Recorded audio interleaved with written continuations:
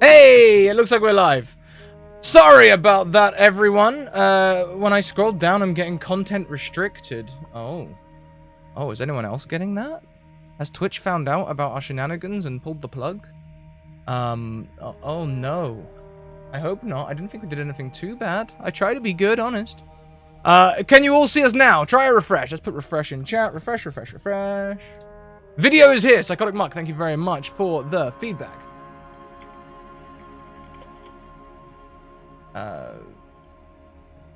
We'll leave the charity 20 there. That's fine. Okay, so let's see. Social links: Discord, Twitter, YouTube. Retweet the tweet. Mage Press, Deck of Many, Hero Forge, all wonderful. Go and check them all out. You'll see recurring things. Cammy's great. She's got a red bubble. Go and check it out. Derek's great. He's also got things to share. Let's go around properly. Cammy, can you just do a quick intro? Yes. Hi, I'm Cammy. You can find me on Twitter at my name and Redbubble at my name. Check me out if you wanna. I'm playing Vila, a Void Cleric, using Mage Press content, so it'll be fun. I think that's it. Next round we have Derek. Hi everyone, I am Derek. You can find me on Twitter and Discord at dsword16. Just to make this short, because Scrat, you did such an amazing job summing everything up. I post about dogs, TTRPGs, and lots of fun stuff. And I have a holiday name on my Twitter. Go check it out. But I am playing Zabarov today, and he is a Bugbear Deadeye Sniper, which is Mage Hand Press original material. So let's see what we can figure out today. See, like I said, they got stuff to share. See, next around we have Jenna, aspiring DM. Oh, hello. I'm Jenna. You can find me at aspiring DM on Twitter and here on Tuesdays for the cleanup crew and all that craziness. You can also find me on littledragonscribbles.com and on my Instagram, where I have our notes and stuff for that game. And I'll be playing Chickpea, the let's see if I can do it. Matyoska? A kind of like a marionette doll rogue. Yeah. What could possibly go wrong? Last but most certainly not least, Stella Luna. Oh, hi, Stella. Hello. Oh, sorry. I am Stella Luna. I am a variety streamer here on Twitch. I do things of the artsy-fartsy kind and also tabletop RPGs. Today I am playing Pilcrow, who is an amoeboid craftsman. That is a class written by Mage Hand Press as well. And they were an engineer who was in the wrong place at the right time and then got promoted into a captain. It's totally not qualified, but here we are. It's the perfect storm. So Hans, if you're in chat, please let us know, as you are the 10th retweeter, and thus you can roll to make things happen. If Hans doesn't respond in the next couple of minutes, we will get the next retweeter to do so. Hey, Vila, Pilcrow, why don't you give us the briefest recap of what happened at the end of our little mini-series? Just the very briefest of recap. We got our ship back. We raided a ship for the fuel we needed and got our ship back from Astrogations Inc. Captured some people. Eric Bernhardt. Yeah. And followed coordinates matching Pilcrow's bank account. So whatever it's at there, that's where we went. I think. Spoiler. There wasn't anything there. It was dead space. You floated around for a bit. Did you go back to the firm, or have you been raiding for fuel yourselves and trying to support yourselves? I feel like if there's nothing there, we'd go back to the treasure planet. No. Yeah. Yeah. No. Maybe we stop by an asteroid, hang out for a little bit, take a few selfies, and then go back. Selfie droid. Let it be known, selfies were made on an asteroid. So we're gonna come back to the story a few months later. You're in a routine now. You work for the firm. You deliver goods. You deliver goods and also occasionally act as a sort of a leisure cruiser for some people who like the old stuff. When I say leisure, it's more like old school engineers who want to come and like marvel at the ancients of your ship, you know, and they ask Pilcrow lots of questions. But in this time, you would have gained 2 new crew members. Why don't we figure that out? Oh, I've got the wrong name down for you, Jenna. No. Who are you? Chickpea. There we go. Yep. There we go. So, how did the crew come across Zabarov? So Zabarov originally worked for, I believe it's Grax's Guys for Cheap. Grax's Guys for Cheap, not to be confused with Grax's Cheap Guys, a wholly different company. So he was and that's actually a Mage Press official. That I did not make that up. I can't take credit. So he was, for years and years, fought in the Orcish Wars. He's a bugbear, so the goblins kind of got pulled into that whole ordeal. And learned to be a great sniper there, but kind of got tired of killing his own kind. So joined Grax's Guys for Cheap, Grax being an orc who also got away from the war. And this is his first job for the firm. He's always kind of wanted to take that next step up. And so now he finds himself on this ancient ship, for lack of a nicer word, and just hopes to do the job, get it done. And yeah, maybe there's a bounty nearby as well, since that's also how he makes his money, and when he's a mercenary, bounty hunter, everything in between. Right? If all else fails, you can always rely that somewhere nearby there will be some coconut lathered in dark chocolate.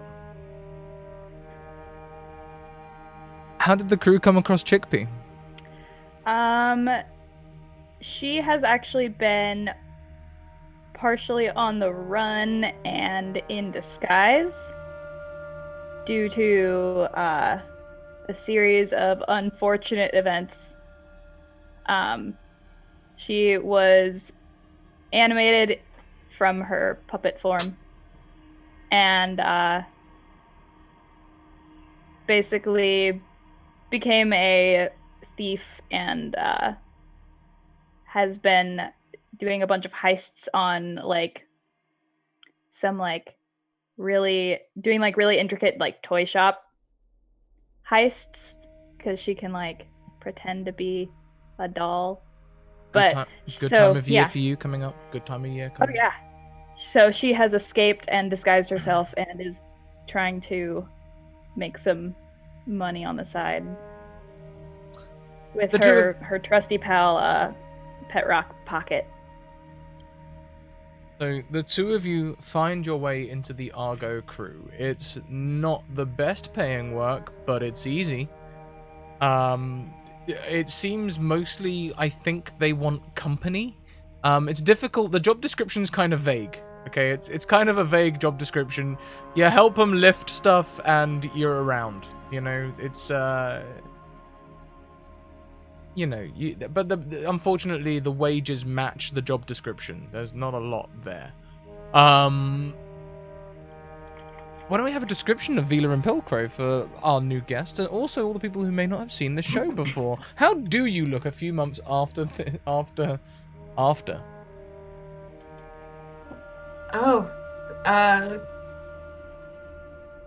Let's just say Vila did what a lot of women do when they're in crisis. She cut her hair. So she has a bob now. Yep. She's near human. She's very pale. She has kind of grayish hair, but she's not very old. She comes from a new human race that kind of got its start on this icy hellhole kind of thing. So she's basically an alive White Walker. Not Alright. really. She likes ice and shit. So yeah. She likes ice and shit. That's all I would take away from that character The two description. things. Got it. Ice and shit. Got it. Yeah, cool. No, I'm there for it. I'm there for it. How about Pilcrow? Pilcrow. Pilcrow is very interesting to look at. Pilcrow is an amoeboid with a slightly kind of greenish bluish hue to them generally. There are 5 eyeballs floating around in their head knob thing, and then they are wearing a spacesuit that has upgraded from looking like a Hawaiian print spacesuit to having small dinosaurs on it. And there are lightning bolt stickers kind of just slapped on in random places. The skull pauldrons have remained. There are just these pauldrons that look like they belong on medieval armor. They're just kind of like notched into place there. There's still the gold embroidery just in random places. It is very ostentatious and flamboyant. And yeah. There's a giant honkin' tool belt on this spacesuit as well. We have an important question from chat. Vila Pilcrow, did you blow for all that money already? We saw how Pilcrow likes to spend, but Vila was sensible, and I immediately saw Cammy shake her head and Stella laugh and kind of nod.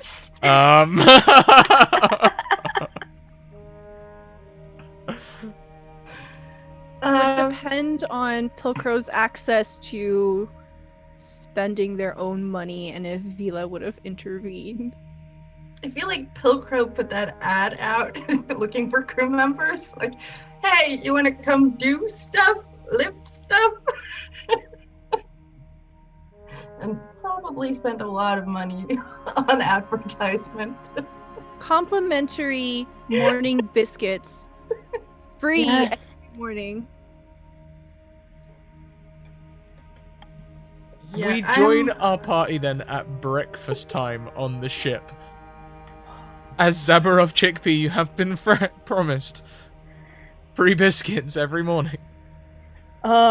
She's all about that free life. You know how hard it is to find free biscuits in this economy? Mm-hmm. Yeah, so Chickpea will wander in and sit down, take Pocket out, put him on the table, and chow down on some biscuits. I think the biscuits would be funny colors. Like there's some green ones, there's some blue ones, some pink ones. Doesn't even faze her. Just like, ah. Yeah, I feel like Vila would have been spending some time mastering that espresso machine that we stole from Renee.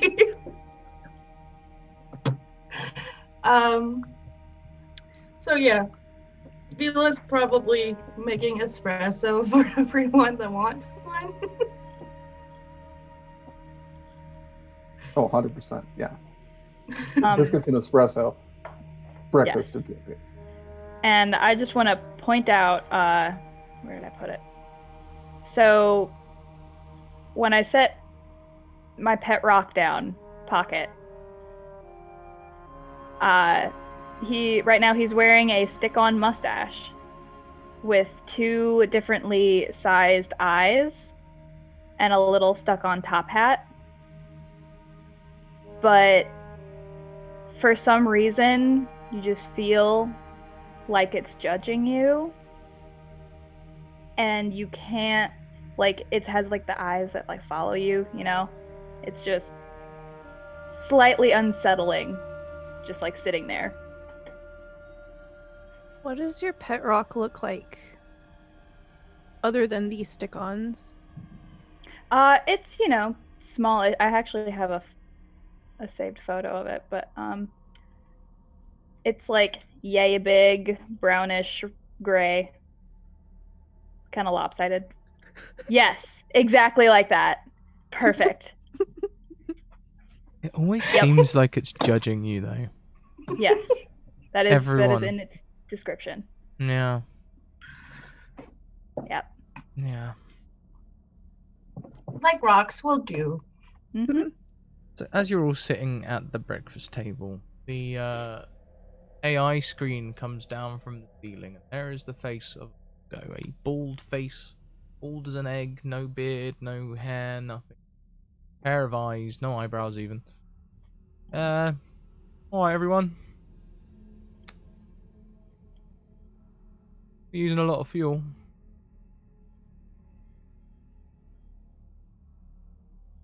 Is that bad? We'll just use less of it.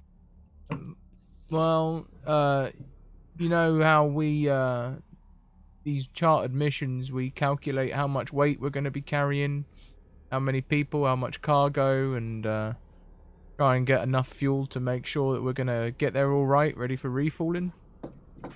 Well, it looks like we might have got the weight calculations, or we've got some unexpected cargo.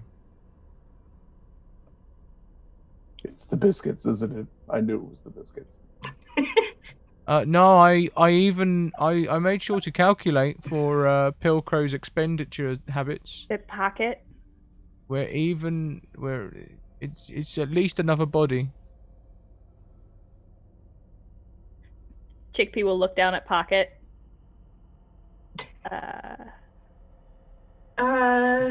Put him back in her bag. Probably weighs, by my calculations, we're about 300 pounds overweight, the rate we're using fuel. I don't mean to alarm anyone or anything, but I don't think we're going to make it to our destination. If we do happen to pass a space garage, well, we can maybe refuel. That'd be great.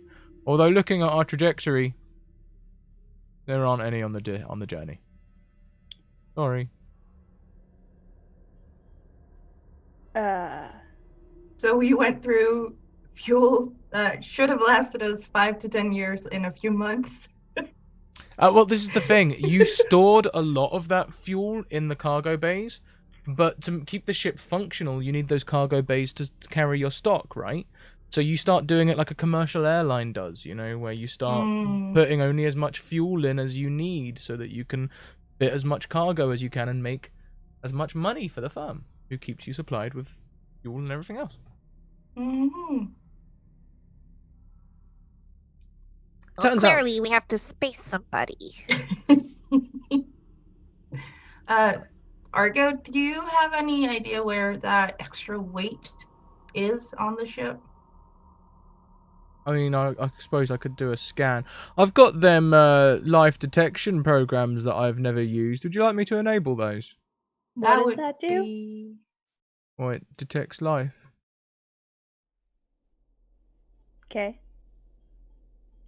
Is Yes. that going to cost more fuel? No, not really. We fuel most of my subroutines by using solar panels. It was considered state of the art 150 years ago, believe it or not. Is that long? Pretty long. Give it a shot. See if you find anything.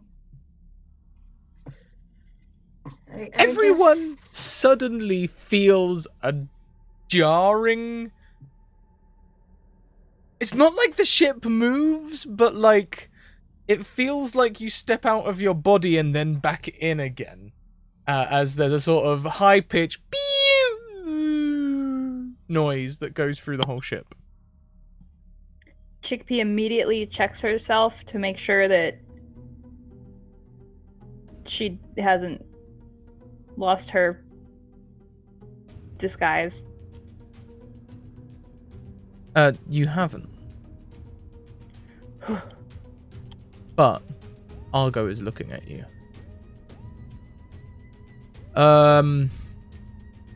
So there's actually someone in the bridge. What? Someone in the bridge. I'm gonna In run pocket. to the bridge. I'm running. Yeah, Zabrov's right behind you. Weapon out, running. She puts Pocket away and then runs after her, I guess, as well. Pokro fumbles with their datapad where they were clearly playing with some like app games and drops it and then just kind of after. As you all enter the bridge, you see a woman, human, maybe 20s to 30s, not old enough to be considered middle-aged yet, with a hat on backwards and a leather jacket and a big bush of curly blonde hair. And she has a she's got a soldering iron in her teeth, and she's got one of Argo's panels off, and she's working away in there with something. She's making a lot of sparks. I'm gonna fire a warning shot, I guess. Oh, hello. Who are you and why are you messing with my ship? Your ship?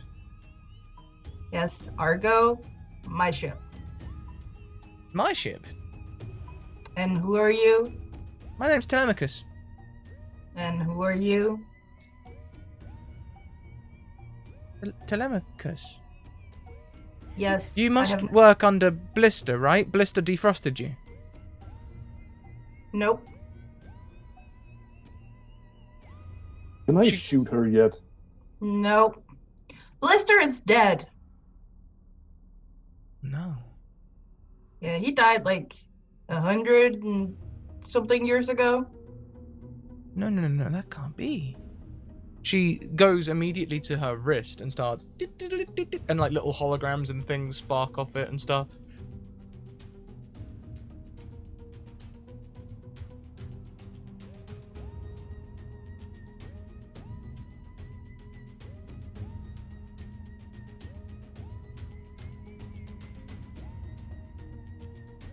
How did Blister die?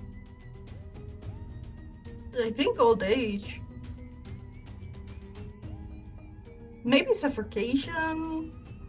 It was hard to tell when we woke up. Died alone? Yeah, him and all his weird experiments. Whiskey engine. It was, yeah. His whiskey engine was a great idea in concept. Well, look, Sure. it appears I've entered the wrong timeline. I'm really sorry. I didn't mean to come here. But I'll leave you be. She's like looking at the thing and she's going, I've put you under on fuel. Don't worry. There's an SOS signal somewhere nearby. That's bound to have fuel on it.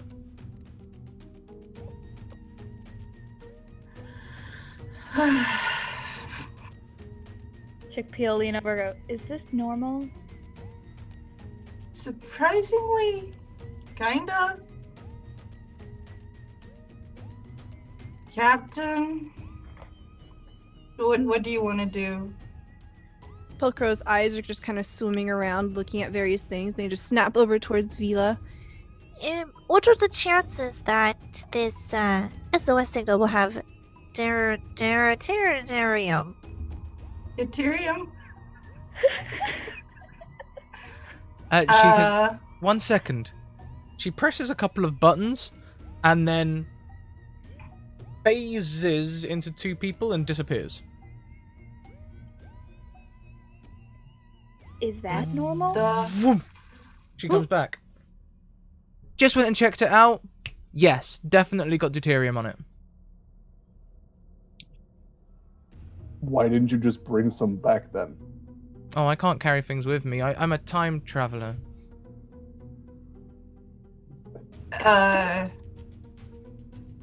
We are too. Hey! We are? No, not you guys. Cryopods. We were there and then, yeah. Anyway, look, Yeah. I probably shouldn't stay because by being here, I'm probably disrupting your timeline, and I've already got 5 on a balance. You know.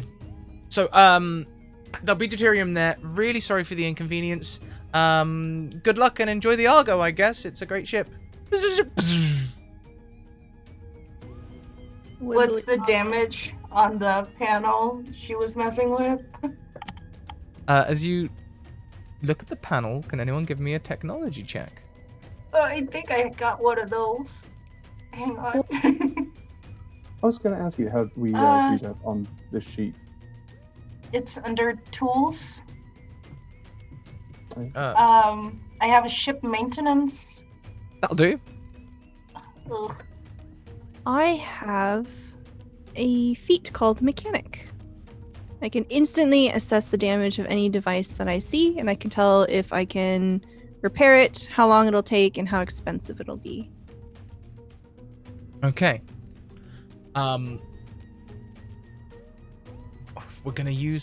Okay. Shake it out, Scratch, shake it out. We're gonna use the rule as it's written, even though it states mechanic, and this is an electrical problem, and they're very different things. It states what it states. Mechanical engineer, hi. Vila, on that 19, you can see she's actually repaired a few of the circuit boards that were fried.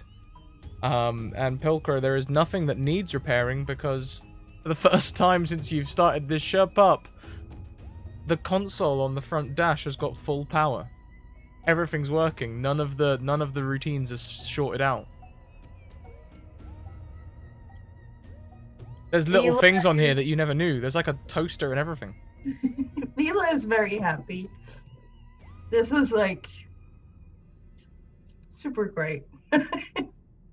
Even though someone messed with her ship, it was for the better, so she can forgive it.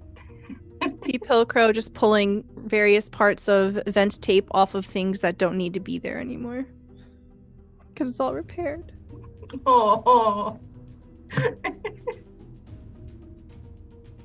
Looks like it's in top shape. I guess we should go to the SOS. Probably a good idea. What can go wrong? A lot can go wrong, but sure. Yeah, the last time we said that, a giant termite queen kind of tried to eat us, so it won't happen again, I think. Because, like, what are the odds of it happening twice in a row? Thank you very much to Sarah L. Kinney, who is continuing the gift sub they received from Malhadale. Thank you. Well, you've just jinxed us. I can play you that SOS message if you like. It's a bit crackled and broken. Sure. Alright, playing transmission now. Save us!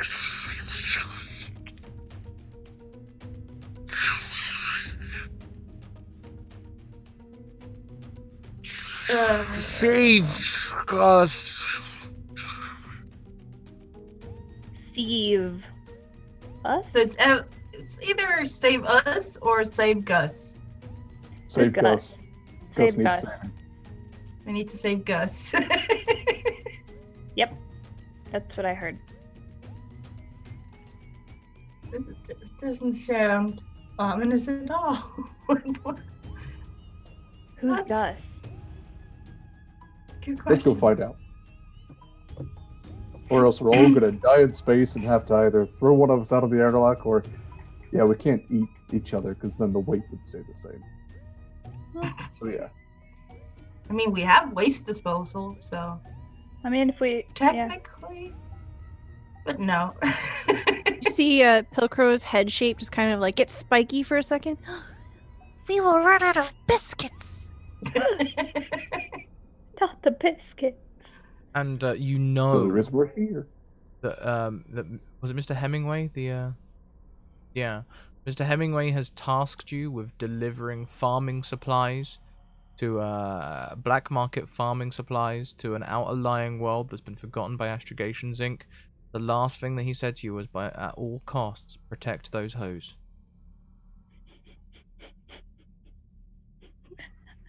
Well, I swear by my pretty floral bonnet, we better get to that SOS.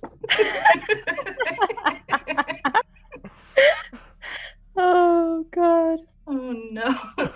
Love it. Is it possible to plot a course for the SOS thingy? Oh yeah, I can Depress do that. computer. What? Yeah. Oh. Depress computer, can you plot a course, please? I feel pretty called out. But yeah, I guess I could. There. I'm sorry. Alright, yeah. Telemachus, it's been a while since she's worked on this ship. She's already plotted the course. We're heading there now. We'll be there in about an hour or two. Funny So we thing, have- the ship's signal's familiar. It's in our records. In what sort of way? I don't know.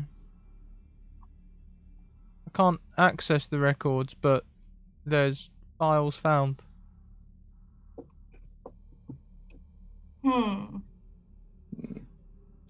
Great. Anyone would like to make a data check, they can look through the ship's files. Oh, I got that. I have that. Hang on. Definitely not using mechanic for this one, Pilcrow. I have that.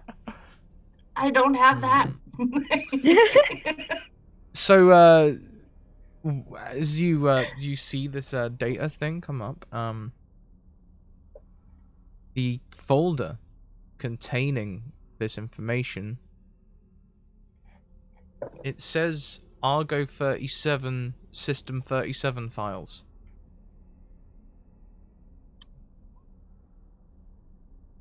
Oh no. As you see a little bit more Zabarov looking over Vila's shoulder, you can see the date last modified tag in the details is right now. Except the date modified is incrementing with the minutes.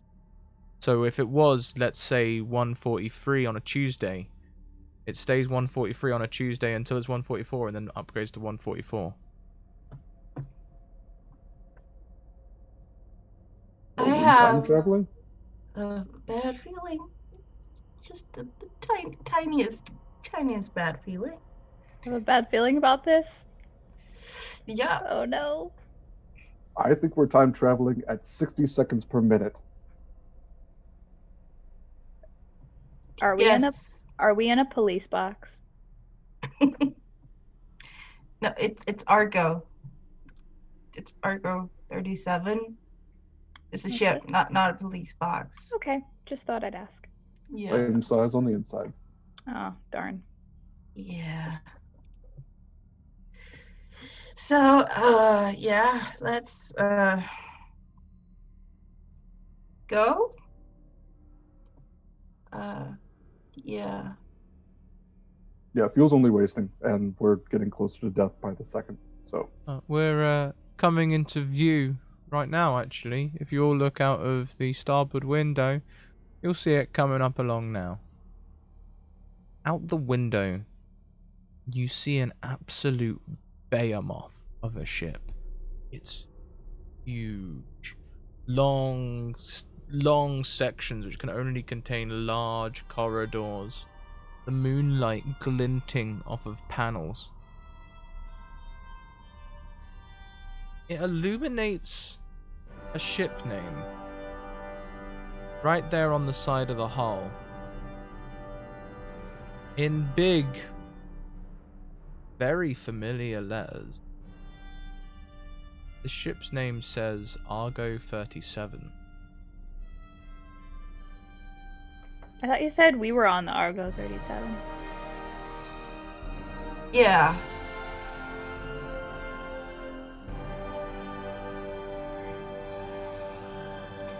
There's two of us, apparently. Wibbly wobbly timey wimey? Yes. Oh no. I guess we go. This ship is But what much, much bigger than the Argo. Like, if we were comparing this thing to the Argo you're on, this Argo 37, let's say the Argo 37 is a fighter jet compared to an airplane carrier, and then let's say that airplane carrier fits inside another airplane carrier. That's the size of this ship. It is gargantuan. Okay. Why is it? Our ship's not. This ship isn't that big, is it? No. No. It might be pirates. Sometimes they steal names. So when they get caught, they're like, oh, it's not the Dreadnought 38, it's the Bunny 54. That's fair. Yeah, should we hail them? See if anyone's alive, maybe? Pilgrim pushes the button to try to hail them. Hello.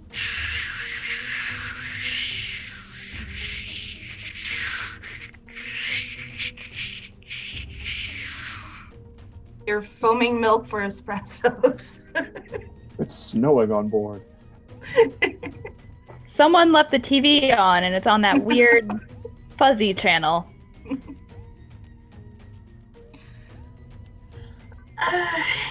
Yeah, I maybe we try to dock?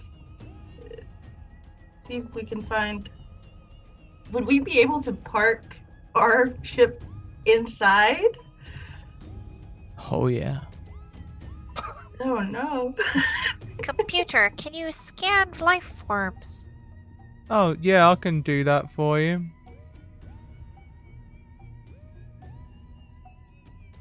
Error 2000, video not available. I don't know, I'm not getting anything back. It's like there's something twitching on my readout. Oh god.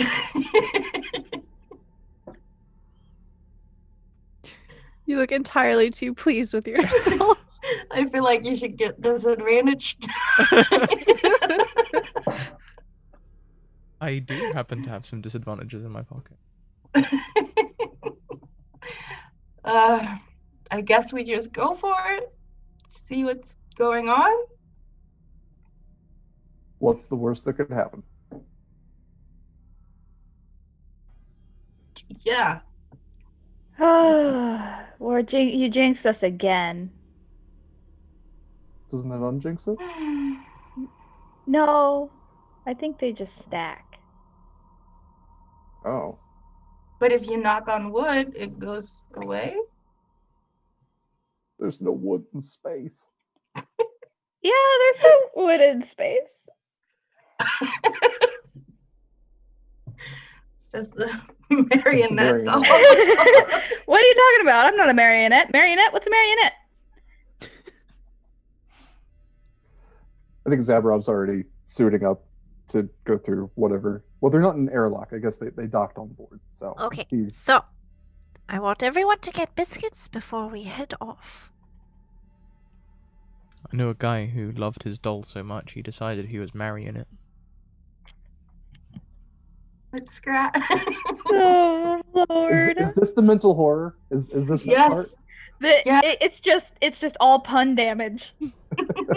As the ship lands inside this large docking bay, Oh, all of the lights kind of come on as you enter, as though this ship has power. And the Argo is normally the ship that things are docking on. It's entering this large docking bay, and there's room for 5 or 6 Argos. Ugh. And Sorry, behind when you, as you come in, you see a blue force field form around the docking entranceway. And as this blue force field appears, gravity takes hold in the ship. You see a few things settle down as the lights come on. It's not like gravity's on It's kind of like a gentle and gravity. Mm. You can see the pressure gauges rising as atmosphere is also being provided. Seems safe out there. No detecting the air. Seems breathable. No airborne diseases or anything like that. I'm gonna hold everyone back for a second, and then I reach in my pocket. I take out pocket, and I slide him really far across the floor into the room.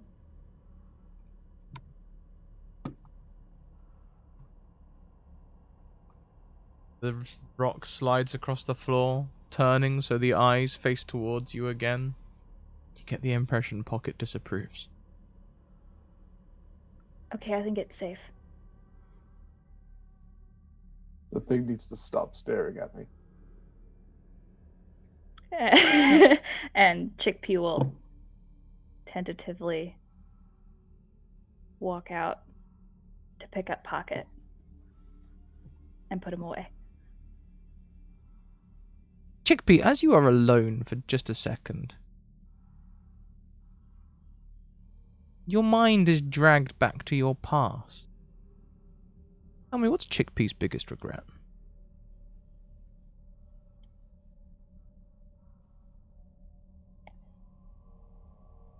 Probably being the cause of the death of the person that animated her.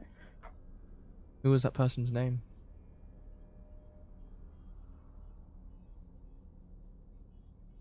What was that person's name? Geppetto. Why not? It was Geppetto.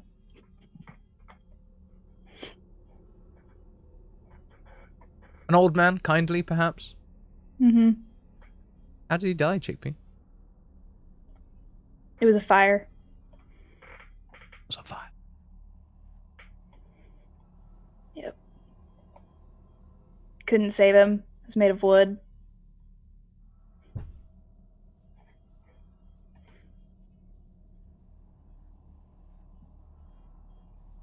For a second, there's fire all around.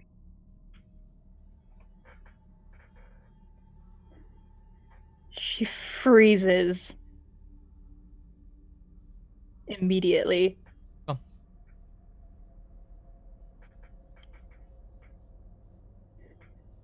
Starts breathing like really heavily.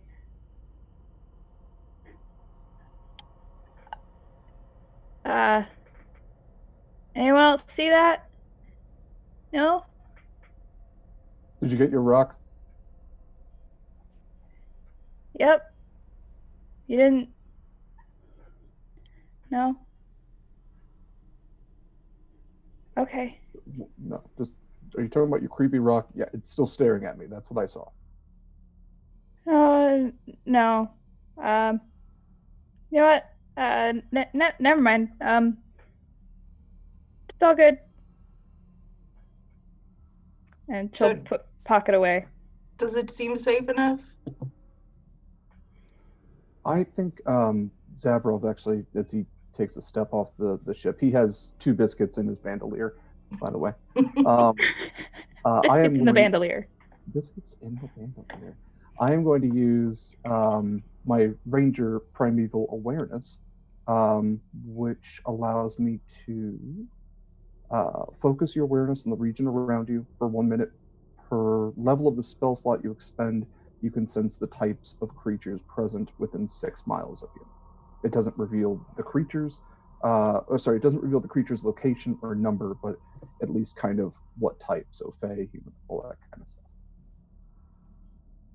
So I'm going to expend a level 1 spell slot and see if I can detect anything.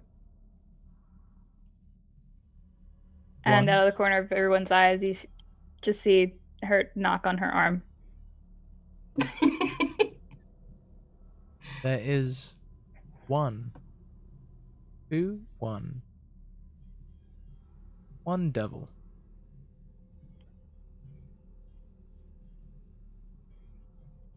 2, 1. Great. Just a heads up, everyone. we Wait a may be second. dealing with. No, no devils. This ship is full of functioning crew members. Humans. Amoeboids. Oh no, wait, no, none.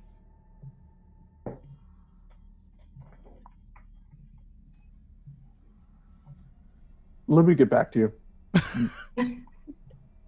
Okay. This isn't working the way it's supposed to. Make me a wisdom saving throw, please, Zabra. Probably the green biscuits.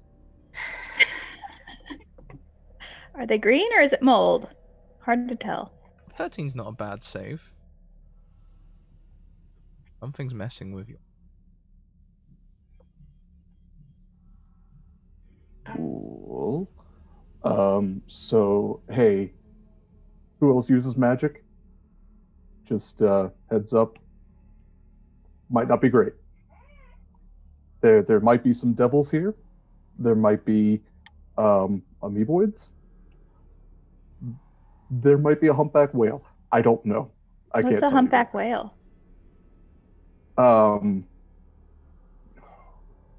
It's Do a you know Terra what a- 1 thing. Yeah. Do you know what like a leviathan is? Nope. Okay. Do you know what a fish is? Nope. Chickpea might have heard of space sharks. Space sharks? That, but massive and friendly. I don't know how I feel about that. Yeah, I remember hearing something about some ship that went to Terra 1 to get a bunch of them, and you know there was another ship that had to travel through time and bring some back because they were extinct. Yeah, it wasn't one of the good movies. The campaign to save Billy the whale. It was Star Trek 4. Well, it was I was Free like, wait a Billy. minute. Ow! Ow. But, hey everyone, this is a docking bay. Means there's a fueling station. What do I do is Do we hook have it a up. gas card? We don't Crap. we don't need one. Just let's fill her up, and I kind of want to explore, but I also really want to get out of here. So yeah. Pilcrow kind of slurps out of the ship and has a hoverboard kind of resting over their shoulders, and they're holding it. Right. We'll have a crew here to load up the ship, and I will go explore. Who wants to explore with me? Oh, I want God. to explore. If I'll stay here, I'll fuel the ship. Go do your thing. Just be careful, Pilcrow. Yes. 60. Hey God, I have a question. Sure. How long, because I forgot to check, how long does the disguise last for the Hat of Disguise? Forever. Okay. It won't matter to this. Okay. So Vila, as you head over towards the gas pump, Mm-hmm. sitting on top is the coolest pair of shades you have ever seen. Whatever your personal preference in shades are, be they Ray-Ban, Matrix style, I don't know, circular, whatever describe them. What are the coolest shades you've ever seen? I feel like they'd be aviators with like dark gray glass and then matte black frame.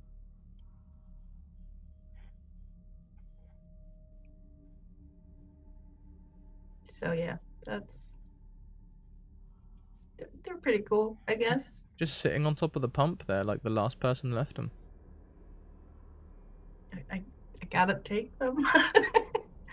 Kind of look them over. Does this feel like bad juju? I Make feel like this whole ship is bad Are juju. you asking to insight check a pair of glasses?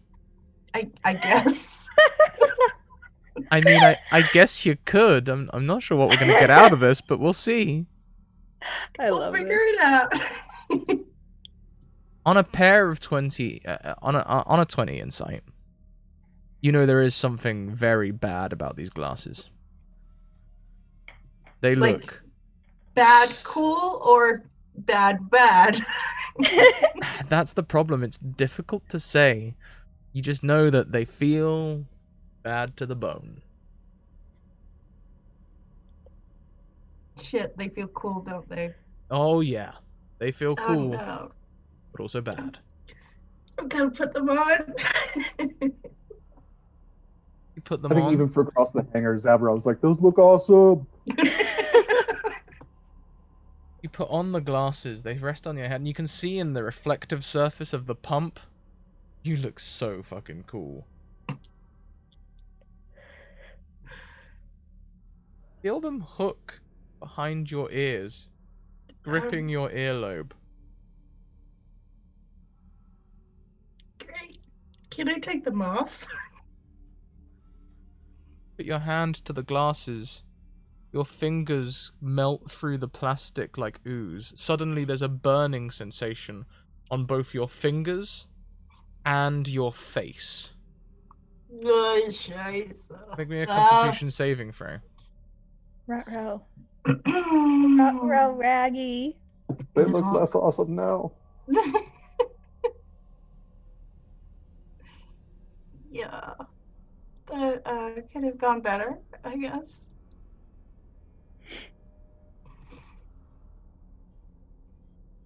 The frames melt into your skull, disappearing beneath the skin, leaving only a shaded black lens that fills your eyes. And as you look around, instead of seeing the hangar, you can see an inky black night sky. Thank you for the random magic item. So I can't see shit is basically what you're saying. When you blink, your vision returns to normal. Okay. But I have black lenses now, or? No, they're gone. You blink again, they're back. You blink again, they're gone. Oh no, this is gonna be so annoying. Because people blink a lot more than you'd think. It's not every other blink. It seems to be when you're Okay. looking for it, it happens. Okay. And All of you, as the ship is hooked up to refuel, suddenly the hangar doors, the blast doors begin to close, as though the Argo 37 is entering defense mode for combat. It would seem you're shut in. And all the lights go out.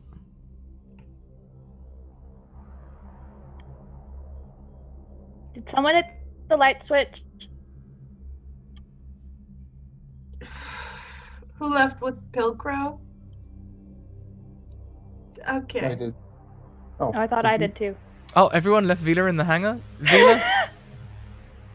I'm sorry, Chick. I thought that you stuck around. Oh, No, I wanted to leave because I wanted to go look and see what I could snag.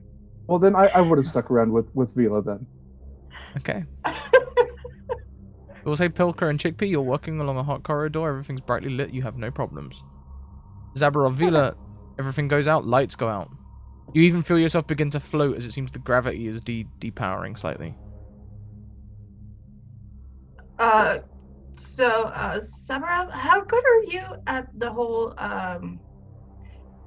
not breathing? Not great. I almost took a spell that would help with that, but I didn't. For a second, as you're looking at Zabarov, you don't see Zabarov. Do you remember what Rene looked like when you killed him, Vila? Very sad. Kind of suck the life out of him, I guess. And there he stands in Zabarov's shoes, looking kind of gaunt as though the life's been sucked out of him. Just looking at you. What's up? And Zabarov is back.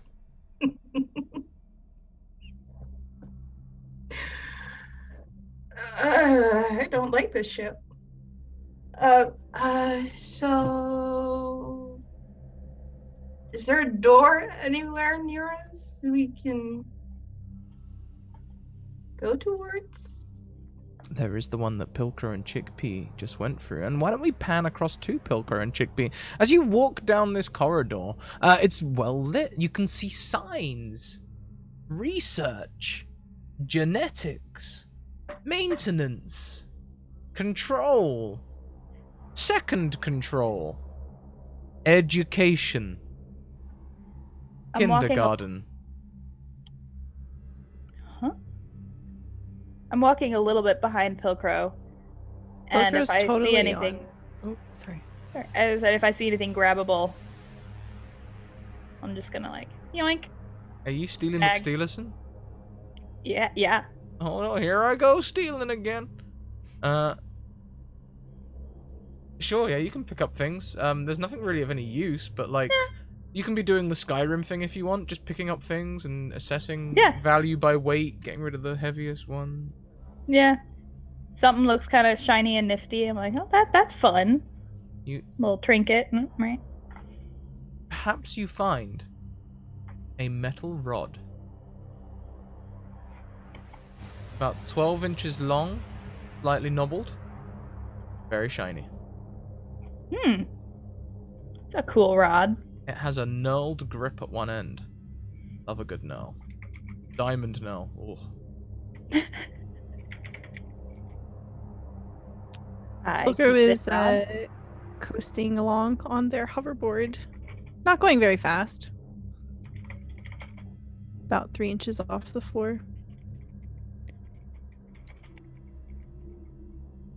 Does the hoverboard like make any noise?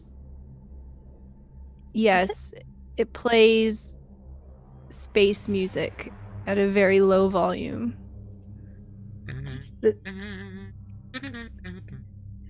Yes. I must say, cue the soundtrack for Back to the Future. I like your hoverboard.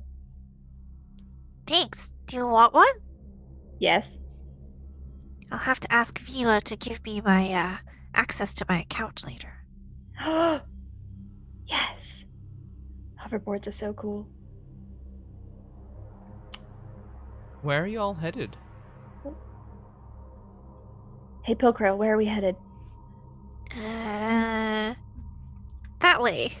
Just vaguely pointing towards. Just commits to one random direction. Okay. Roll me a d7. I said 7 thing. I think so. Kindergarten it is. Oh no. Funny because Chickpea is extremely small. I think they're like small sized. If I remember correctly. Is this like Toy Story 3 where like children are the worst thing that can happen to a toy? I am a small kindergarten just- person. Yes. So I'm The- small. So like gnome size. Yeah. Kindergarten. Is this a joke? No? Okay, good. Follows along behind you. Pilker, as you're going along, your intercom goes off. You see Pilcrow just kind of like dunk dunk dunk against their little head bubble thing. Is your comm not working? Do I have one? So someone's just hailing you, Pilker. Oh, you meant off as in okay, gotcha. Yeah. Turns on. Off on or the No. off? It's Vila. Hello, Vila. Hey, Pilcrow. Ship's about halfway full. We're getting there. Okay, we are going to kindergarten. Okay. We'll join you shortly.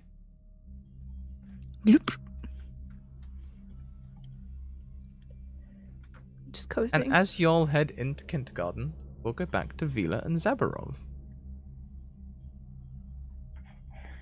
I don't like this. Are we basically like floating in 0G right now? Not 0G, it's just low gravity. Okay, so can we like moon jump to the door? Yeah. Totally do that.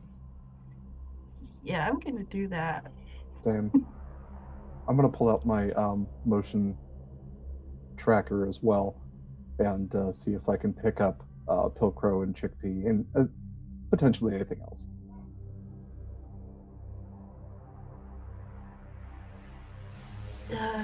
There's So- nothing here. The door stands closed. The power is off. Flicker, flicker, flicker. All the power's on. Everything's fine. What are you talking about? The door stands open. There's the tracks for Pilcrow and Chickpea just ahead. Oh, I don't like this. Oh, hey, yeah. No. So, Gotta. Vila, are you able to hail them on comms? I can give it a shot. Pilcrow? Pilcrow, you there? Oh, Vila. Where you headed? Oh, we're headed to maintenance. We saw the door Alright. closed. We're going to try and open it. All right. Do you need help or? Yes, please. Okay. We'll meet you there shortly. I Some hate maintenance. this.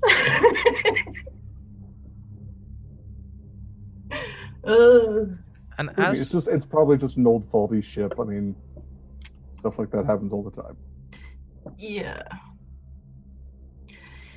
as Vila and Zabarov continue towards maintenance, I assume, Mm-hmm. you see the lights flicker out behind them again, and this is just for chat. I'm afraid this will be meta. None of you can. Behind you, you see on the wall, like someone scratching with a nail. H E L B. Nope. Nope. Pilcrow, Chickpea, let's go to kindergarten. Nope. Oh. Nope. As you pass, you see the research building on your left. Wide open. Peek my head in as we pass. You see a book, Steely McSteelerson. The book is a journal written by a Kirk Miller. How far away is it? Very close. Yoink. The journal seems to depict someone talking about designing a new engine. I'm gonna flip through it as I keep following Pilcrow. Do you have science as a thing, or maybe engines, or anything that sort of related? I don't know. I'm a smuggler. But that's all I know. Because I used like a swashbuckler rogue, so. Smuggler lets me know things about piloting. Yeah, so give me a intelligence roll. Okie doke. Just straight intelligence. Just straight up? Okay.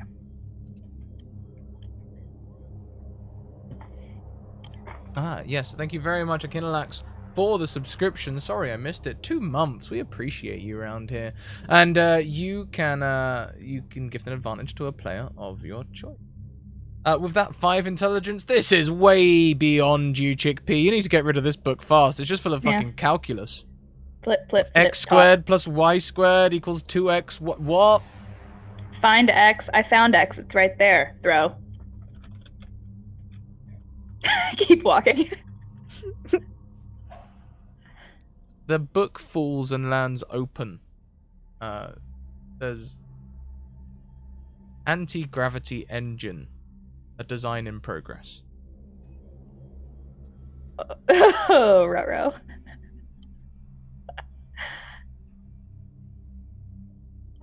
You are at kindergarten. Pilcrow, why don't you tell me 3 things you find in this kindergarten area?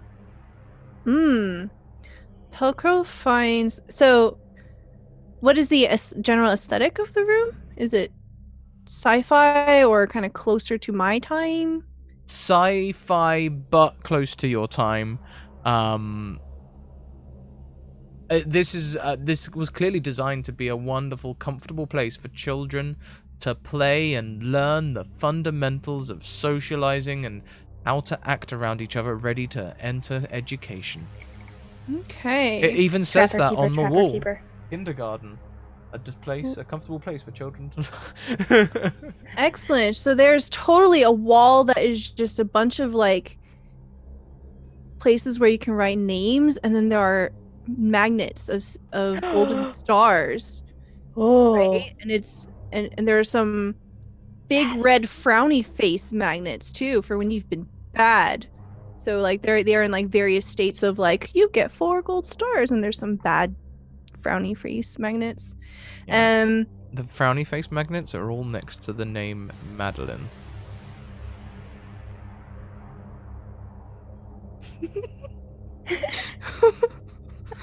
Oh no. I'm scared. That scared me more than the help me. Oh, okay. My hands are clammy now. Oh, we can go to Chickpea for a detail about this room. Yes. Okay. So she's totally looking around and has found in one of the desks, you know those or actually on the wall, kind of leaned up against it. You know those coloring things that were like the velvet, and you like colored in between those, the velvet. They were like poster size. You know what I'm talking about? Yeah. Follow. Find some of those and some like markers. And some trapper keepers. Hell yeah. Some real cool trapper keepers.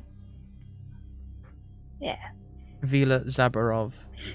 Tell me one thing in this room which seems innocent but could be very creepy. We're vetoing dolls. That's fair. We are in maintenance. I want you to describe something about Pilcrow and Chickpea's scene. You know, you don't have... Oh, I'm sorry. So, you know, you can have 100% of the effect with 0% of the consequence. A nanny cam drone. Perfect. I was going to say the like alphabet right above the chalkboard, but the letters have been rearranged to spell out potentially malicious things. It just says on that wall with the letters, I want they. No! No! Hard pass.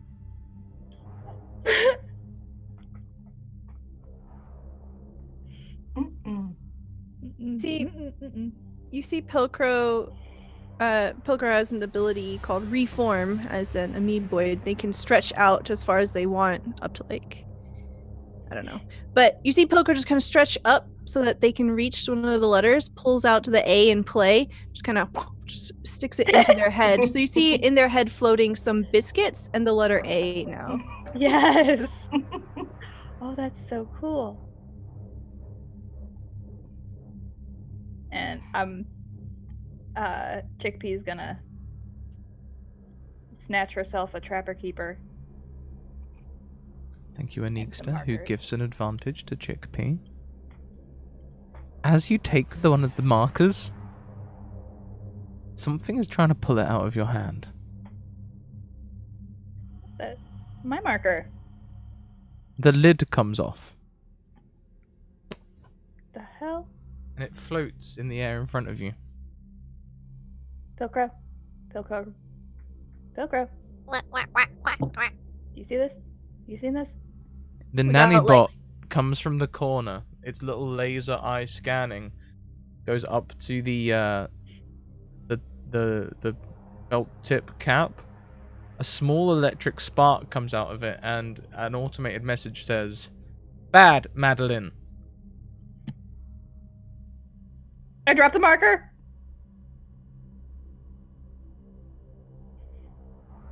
And I back away. Pilcrow also gets an advantage from a Kinolite. The doors close behind you. And we're going to pan across to Vila and Zabarov heading to maintenance. Yay! As you are heading to maintenance, you see a large viewing window as you're going up some stairs along some passageways. It's a big ship, lots of walking, but we're going to skip most of that because we've only got 3 hours. As you're walking along this one corridor of note, there is a large viewing window. And you know when like people do that cool thing that's really not cool, where they make the glass like go onto the floor as well, so like it looks like you're walking on nothing, like a viewing screen. There is a thin section to the left that is just solid metal, but most of this walkway is viewing screen over this large dormant sphere with lots of techno-magical struts and devices around it. It kind of looks like the generator out of Star Trek. You know, the one that Spock... No spoilers. You know the one. Yeah, I'm gonna stick to the metal part. Kind of up against the wall. Just... that's a big nope on the glass. Zabarov? He absolutely hates when they make rooms like these, but I think he's going to take the path of least resistance. He refuses to admit that there's anything strange going on. Behind you.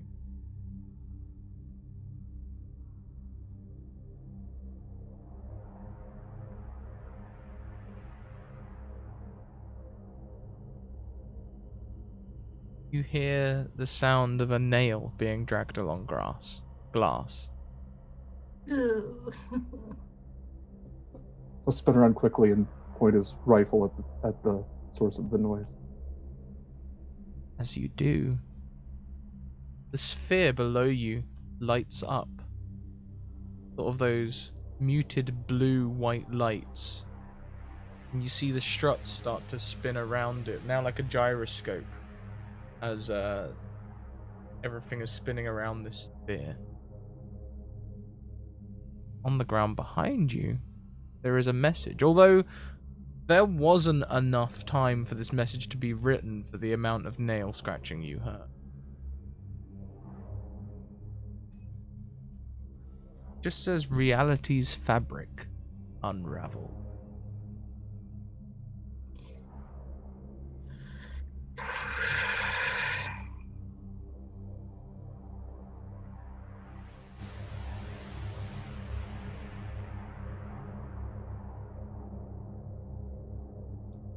I hate this so much.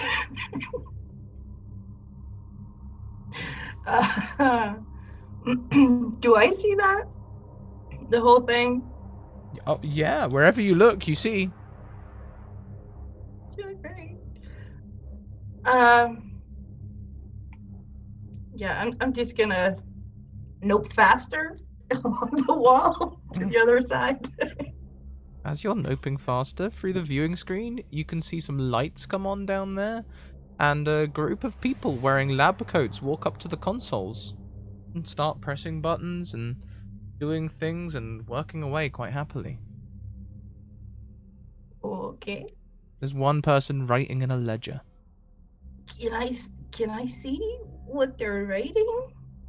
And are they showing up on the motion tracker at all? They are not showing up on the motion tracker. They are a ways below you in the viewing screen, too far for you to see them. They're more like you know, if you're standing, it'd be like looking at someone from the 5th floor of a building. Ah. Yes, okay. You know what? They're probably holograms. We should keep moving. Can I tap the glass with my boots? Trying to make a noise to get their attention. Yeah, you tap it. Needs to be a bit louder, maybe, to get their attention.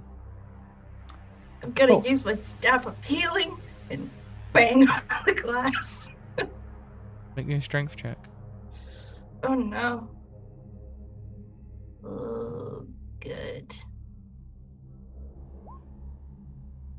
Yeah. The glass rings like a bell. Great. Bong!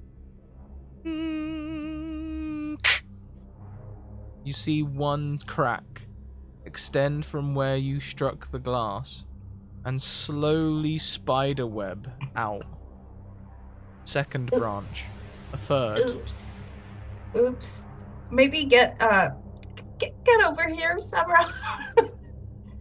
Yeah, he does. How far until we're off of the glass area? Why, only about 100 feet. Only 100.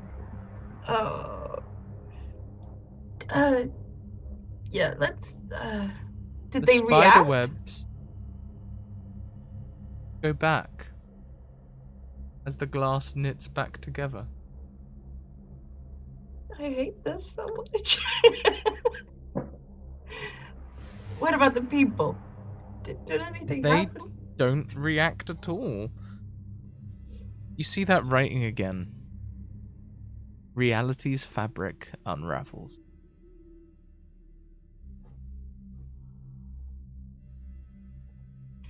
Yeah, I'm gonna book it. I need Now, to get away from that. to book it, I'm afraid you're not going to be able to stick to the metal. You have cautious and on the metal walking, or booking it and running on the glass running. Can I do 1 foot on the metal, 1 foot on the glass? Have 1 foot on the metal, yes. Okay. Because then I might be able to catch myself if it breaks. So I have rope if you want to do this belay sort of way. Like I'm already gone. Yeah, Zabarovila just starts booking it. Yeah, I know. I need to get to the other side of this. Zebro's still going to take a second and see if he can use the sight on his sniper rifle to see if he can determine anything about the people below. As you look through the sight of your sniper rifle, there's no one below you. Super People? cool. All right. No people. People. One face looking at you, smiling up, red eyes, cute cheeks, a cracked forehead.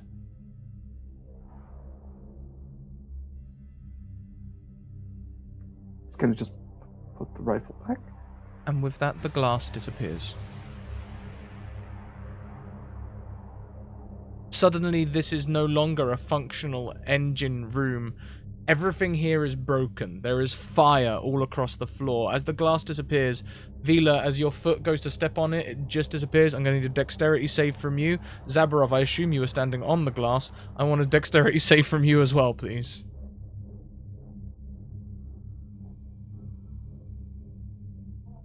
Zabarov is able to turn and grab that metal ledge, maybe under the arms, as you are able to hold on. Vila tumbles. Oh, shit. Down towards the flames, and that's where we're going to take our break.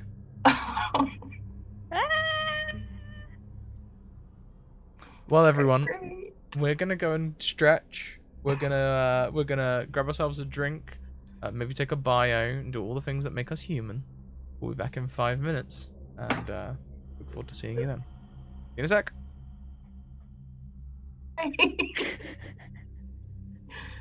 Ooh.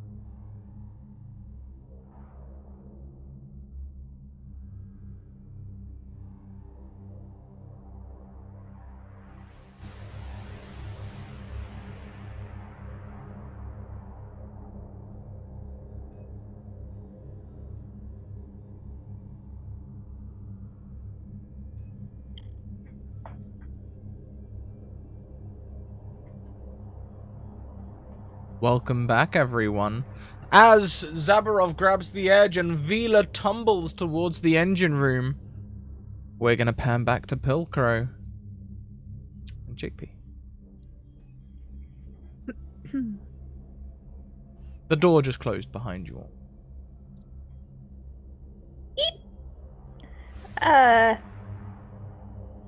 Chickpea's gonna run over to that magnet board and move a gold star over to Madeline's. As you do it, and it sits next to Madeline's name, it transforms into an unhappy face. Oh. Madeline now has 5 unhappy faces. Can I take one away? As you take it away, it turns into a gold star. I take away all of the unhappy faces. Madeline's name is erased.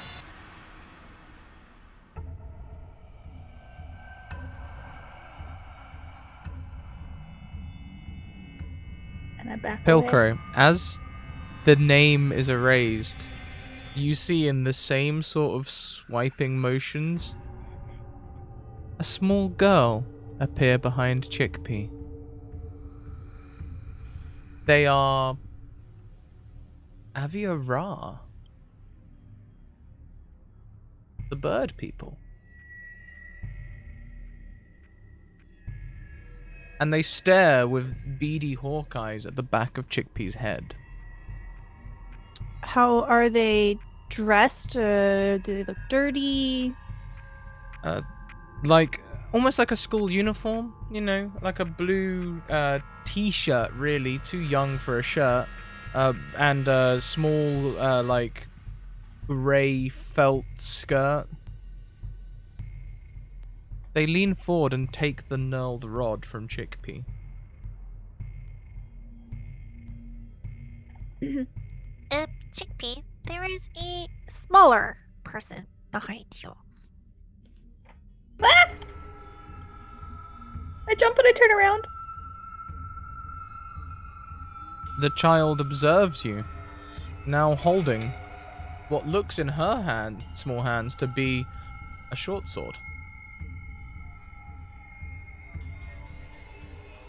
Are we both, like, small? Yeah.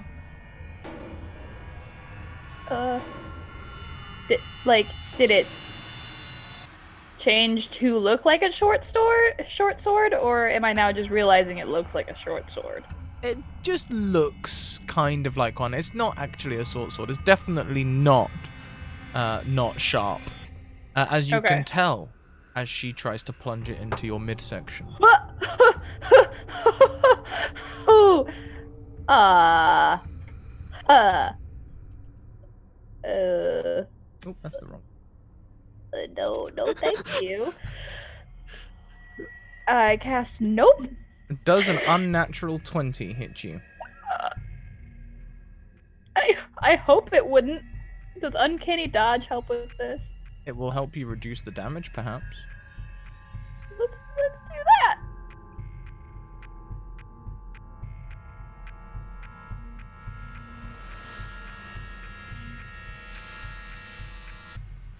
How do I do that?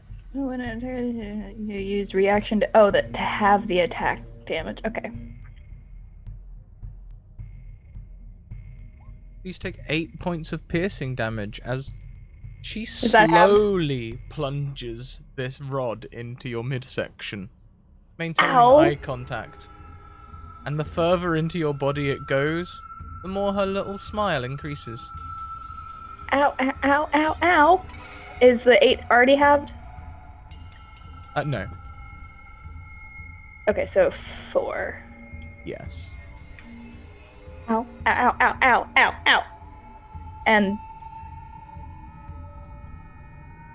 does she seem like solid? She seems solid enough as she uses her second attack. Oh. Does a 22 hit you? Yes, it does. Take another 9 slashing damage. Oh, I don't wanna. And why don't we enter initiative? I don't wanna. Oh my god. Okay, so I can. Pilcrow, why That's is only your for initiative so rage. bad? Explain it to us. Pilcrow's just watching with all 5 eyes. Fancy footwork. No.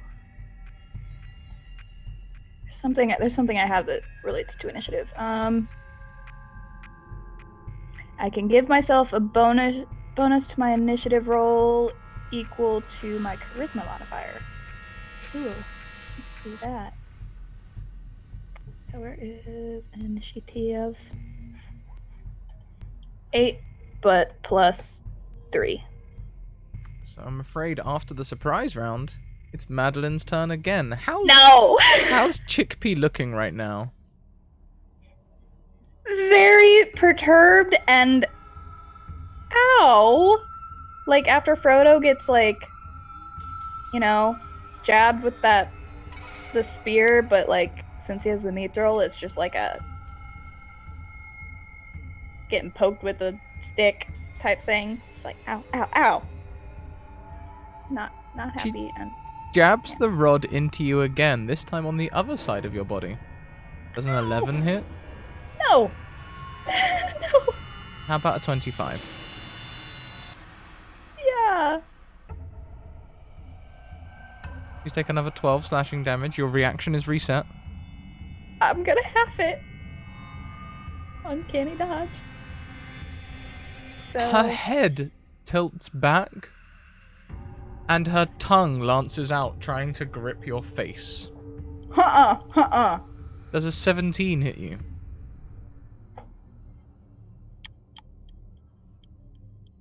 Please take 16 piercing damage and make me a DC 14 Constitution saving throw. Okay, so you said 16? And DC then 14 Constitution saving. But I'm taking... So close. So you will take 21 points of poison damage, and you are now poisoned. On top of the 16? On top of the 16. Because I only have 29 hit points left. Okay, so you're down. And Yeah. Madeline looks at your body and and turns to look at Pilker.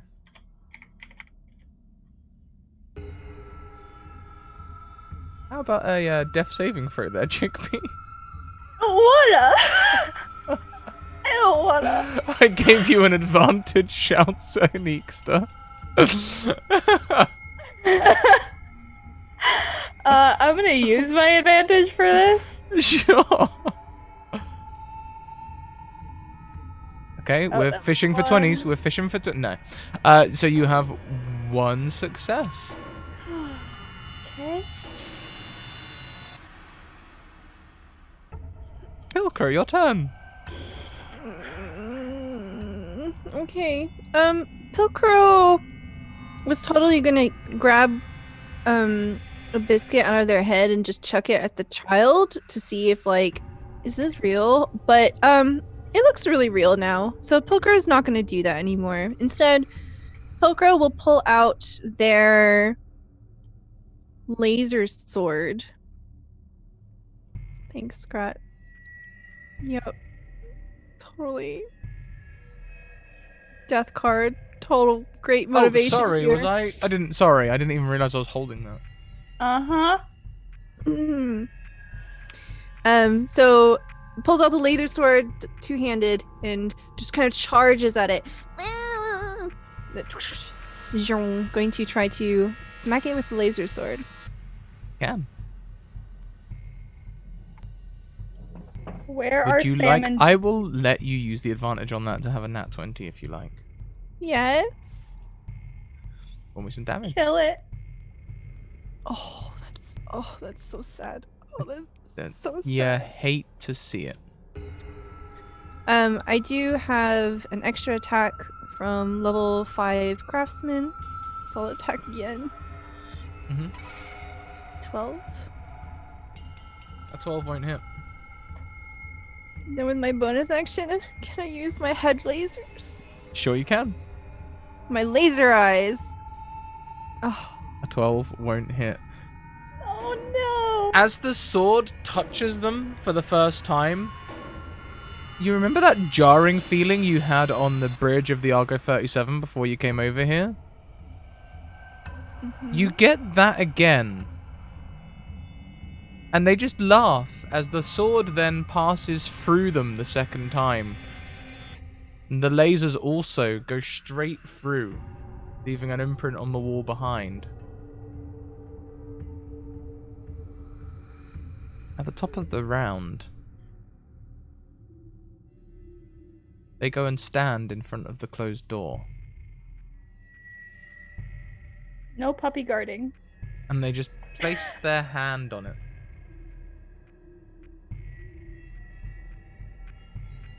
Chickpea, your turn. Oh no. Nat 20. Nat 20! Oh, Yes. bless you. I called it. You did. I'm not dead anymore. Well, I mean, that's 2 auto successes and I stabilize, right?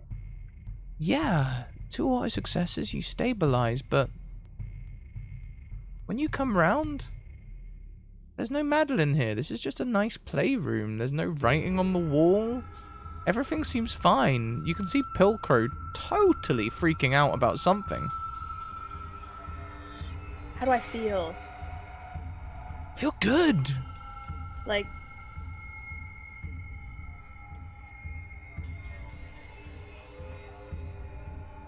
if I were to put an arbitrary number to, like, I don't know, my health, how would I feel? How would you feel? What is your maximum health?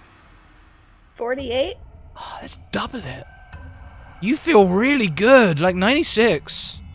Yeah. I'm about this. I'm about this life. Yeah, you feel great. Really good. With my going unconscious, does my hat stop working? Yes. Shit. Okay. Pop back up. I could, like, run a marathon. I could become a real girl. Pilcrow, as Chickpea stands, the Hat of Disguise didn't stop working. They still just look just like Chickpea. Blood is running from their every orifice, but they're standing up, looking like they're great. Chickpea, are you dead? Nah, I feel great, man. You're bleeding all over the place. No, I'm not. I don't have enough wipes to clean up all of this. I feel fine. No. Pilcrow, it's your turn. Pilcrow will kind of just see Pilcrow just kind of scooting away from Chickpea, and then goes over towards the door. We'll try to smack Madeline again with the laser sword. Give me an attack roll. 17. It's but a scratch. Doesn't hit. The laser sword passes through Madeline. No effect. Do it again. This time with feeling. Are you tripping? Am I tripping? A nat 20, that hits. Oh, come on, please don't roll a 1 for damage again. 9 damage as your sword passes through them, and you get that jarred phasing feeling for just a second. Laser eyes. 24 hits. With a 6 piercing damage, Madeline turns and looks at you and goes, "Owie." And she disappears.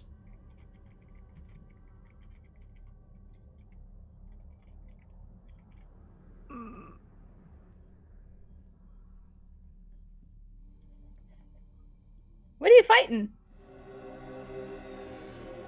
Do you not see the creepy child? No. At least not anymore. I feel good. You need a Although towel. Although I probably look different now. Yes. It's not working. You are Oh. out of combat initiative. Did Chickpea just take off their hat? Yeah, I was inspecting it to see like why it wasn't working. It just Working fine to you, Pilcrow. You still see Chickpea as a child, or young, or gnome, bleeding everywhere. As they're inspecting the hat, you see the hat too is full of blood as they seem to be bleeding out of their head and everywhere.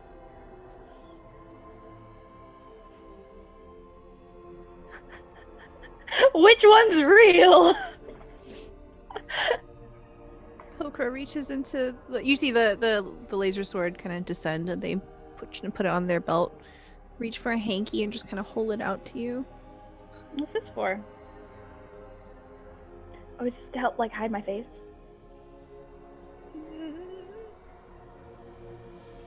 Cause I like, yeah. Pilcrow reaches for their data pad, turns it around, takes a selfie of you.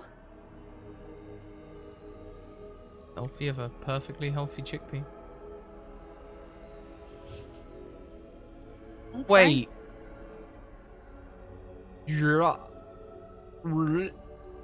Everything starts moving in reverse. The entire combat happens again, but backwards as Chickpea is restored by many stabs. And you're back in the room as it was when you first entered it, but the door is still closed behind you. I feel like I've just experienced an Alt-J music video. Cause that was crazy. So like we remember everything? Yeah. Forwards and backwards. See Pilcrow's eyeballs snap over towards the board where the magnets are.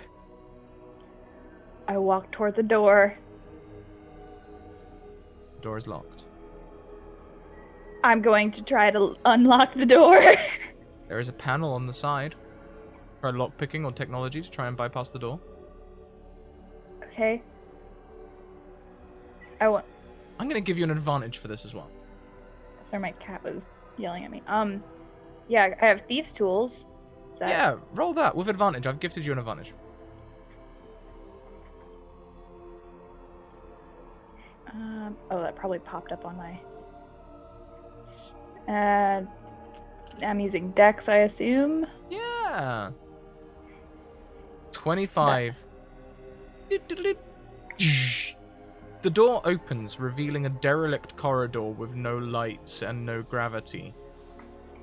Ooh. Both of you hear, although you're sure it wasn't said, "Thank you for releasing me."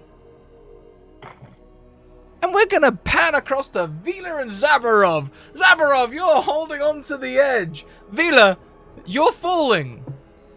I am. Yeah. Anything I can do? I don't have any spells that can help me.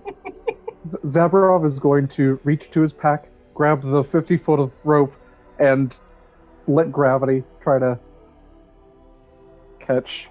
That's not how gravity works. No.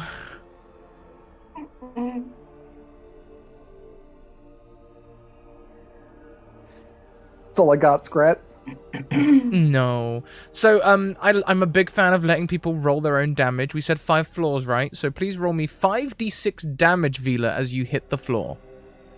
Great. 5d6. Oh, this is so good. I'm so yay. Oh, great. You take 20 points of damage as you collide with this metal floor with flames all around you. You start going back up again, and you soar towards the floor. Please roll me 5d6 damage as you hit the floor. Why? 15 this time, so you're actually better off. This time you managed to... It's as though the first time falling was a practice run, and this time you're able to break roll. You're not going to take 35, only 15 damage as you hit the ground. Whew, thank God. Zabarov, you see Vila take 35 points of damage. As she hits the ground, reverses, and hits the ground again. And then your rope helpfully lands next to them. I'm gonna use that to rappel down. He'll attach it to the metal bar and get down there. Has Vila stood up yet, or is he just like nudging her with his toe?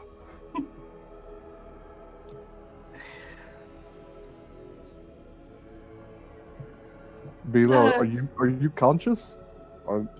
I'm good. It was got the wind knocked out of me, but I'm fine, ish. Yeah, we I could have think you stand had up. like an organ knocked out of you. No, I'm good. I'm good. I'm good. Don't worry about me. You see the tables flicker for a second around you, and the room is back to that low blue light. There are no lab coats anymore, but you can see the book sitting nearby. I'm gonna hobble over there. Do you need a cure wound? I have a cure wounds. I'm good. No, don't worry about me. You want a green biscuit? No, I'm good. Just let's do some research on this death trap. I'm gonna go towards the book. The ship changes for a second. No. You get the impression you're standing on the ceiling, and then you're back to normal again. What happens if I do the blinky thing with the darkness?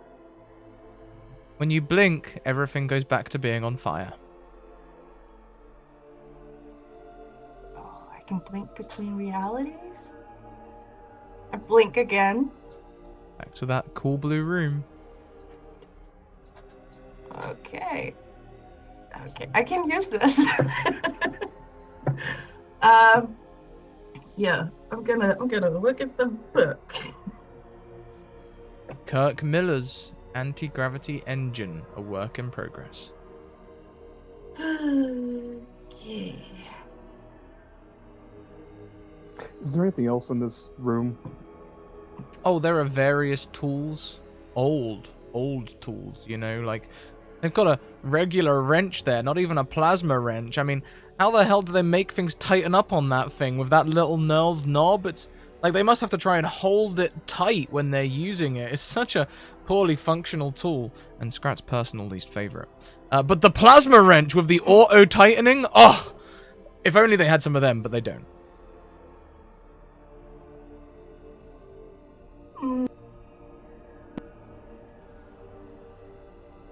Is the book any good, Vila?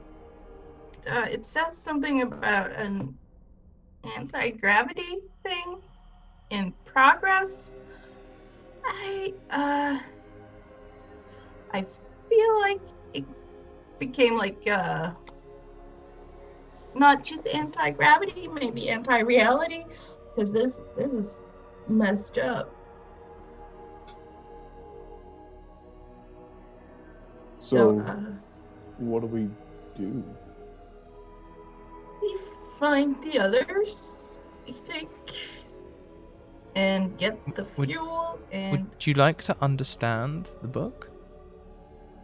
Would you like to try? Sure. You can make an I don't like straight. the way If you said don't, that. if you don't have anything to do with engineering, like engine understanding or anything like that, you could just roll a straight intelligence and see if we get more I than only 5. have ship maintenance, so That, that's... you know what? You've read through ship engine maintenance logs, so maybe you'd have a frame of reference. I think that applies. Heck, I'll even give you my last advantage. Oof. It's messing with me, roll 20. On a 22. You can see that this person's idea was to bend space and time to create a new kind of engine. One that doesn't require you to travel through space using fuel, but instead instantly travel through time.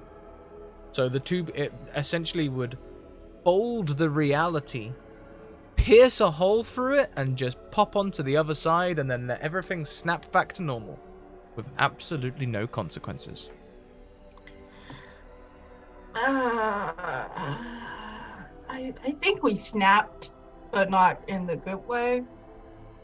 Like, I don't like this. Is there an off button on this? Because, this is a big nope. As the Turn it engine off, is turn it back on turning, again. you see a big red button with a yellow thing around it, an ancient symbol for the emergency stop. That's a button. I gotta press the button. Yeah, I'm gonna hit it. Yeah. Yeah. As your Unplug it. hand flies towards that button, maybe Vila blinks, or maybe reality just changes as the button changes to a big green on button. Oh fuck. This is why you need to unplug it. As you look up, everyone, please make me a Constitution saving throw to hold your breath. There is a gigantic hole in the ship here. This engine room is open to space. What if we don't need to breathe? You're Yeah, fine. same. You're some... Okay. I can do the space thing. Okay, yeah. Plus, we have our suits on. So. You have your suits. So, Zabarov, maybe you just took a deep inhale. It certainly feels like you're choking for a second, though. Do you want to inhale or do you want to exhale? Exhale. Chickpea, you're not in the scene. Shush. You touch your ass. As you do that, you remember before there was that nice blue, white, low light that turned on when they pressed the on button? As you slam the on button, Dante's Inferno fires begin springing up around the engine as it begins twirling and turning. This time, the rings of the gyroscope on fire. Can I try to blink? Like. Yeah, when you blink, the engine's on fire. When you So blink it's just- again, the engine's on fire. When you blink again, a small girl stands in front of you. She's Navia Ra. She looks cute.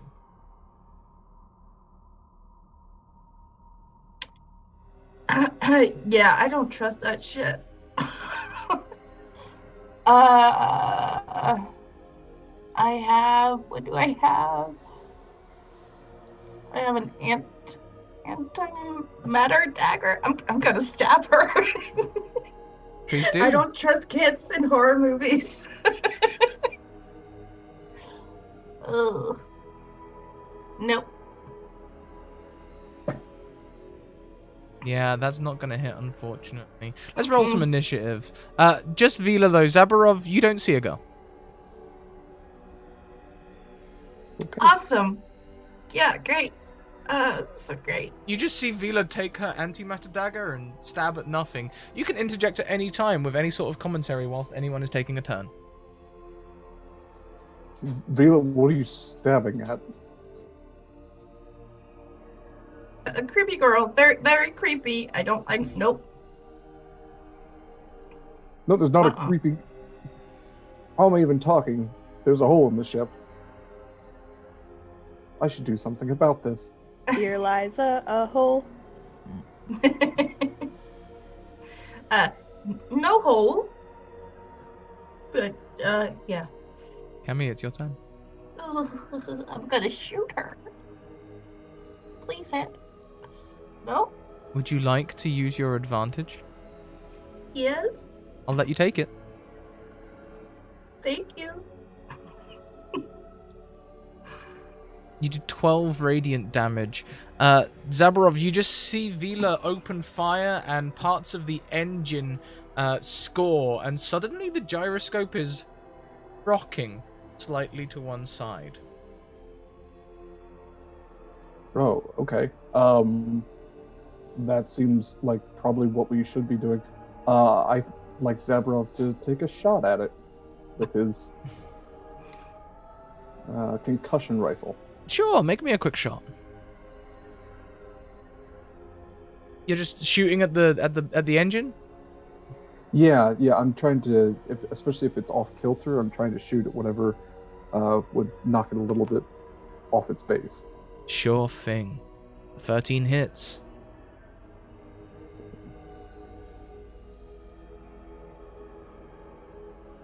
I have stuff for if it was surprised, but I'm not sure that the engine is necessarily surprised by that. Time slows down. As the shot hits the base of the engine, the engine explodes. But I don't mean like an action movie explodes. I mean like an engineering diagram explodes, as every ring still spinning comes separate from the engine, the sphere also raising up into free space. The engine around it, the room, the consoles open up, every nut, bolt, button, and component separating out and floating in air, just like a component diagram. Dabarov, your gun begins to dismantle in front of you. Different parts coming away, every piece.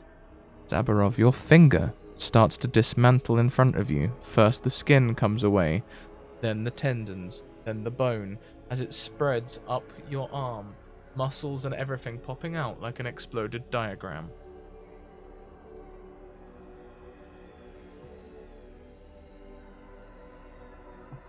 Can I see this? Just Zabarov can see this. Okay. Vila, the child looks at you. It blinks its own eyes, and they too go black. Hey, you've got something in common. That blackness spreads. It looks like it might be spreading into perhaps a 20-foot sphere, until it engulfs you. This is magical darkness. Can you see in magical darkness? I don't believe I can. Okay. No. You just hear whispered softly in your ear, Daddy never let me play either. And with that, we're going to pan quickly over to Pilcrow and Chickpea. As you leave the kindergarten, you can see all of the signage has changed. This doesn't say kindergarten at all. It says high security prison. Oh, no. The sign, how? This is your guys' ship, right? Pilcrow looks around. Is the A still floating inside of their head? That's not an A. It's an A-shaped thing. A set of, like, cranial pincers.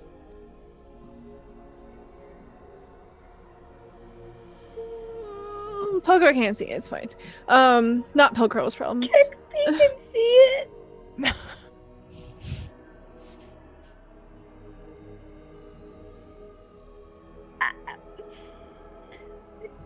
You got something, you know, the magnet? Pilcrow just reaches around, blindly grabbing, pulls out a biscuit, holds it out to you. No. I don't really think you want.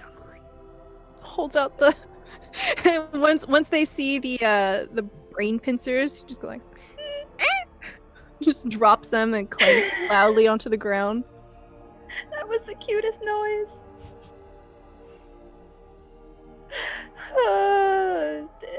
Do you guys have a high security prison? Why? This isn't my ship. I don't know what's going on. I thought it was your ship. No, the much smaller one's our ship. Your intercom rings again, both of you. Not to alarm anyone, but we have an emergency on the ship. It's being dismantled. Which ship? Our ship. It's Argo speaking to you all. The big Argo or the little one? I think there's only one Argo.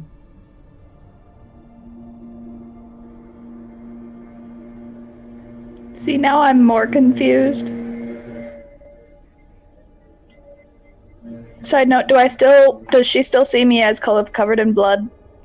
Oh, yeah. And do I still have the double hit points?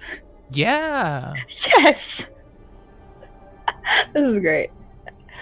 Okay.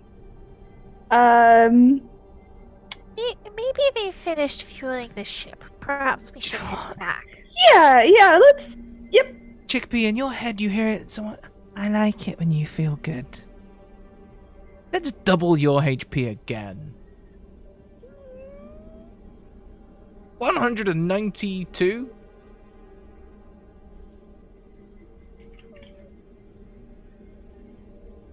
So I heard that in my head?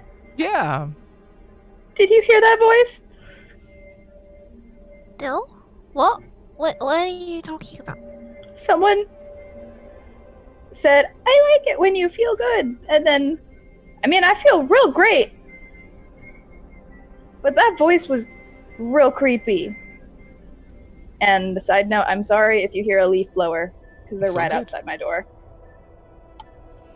Pilcrow will extend the biscuit out to you. Let's get out of here. Make sure you eat something. It's slightly sticky.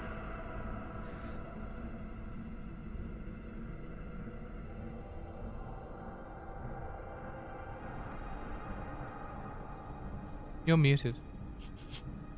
Thank you. I said thank you.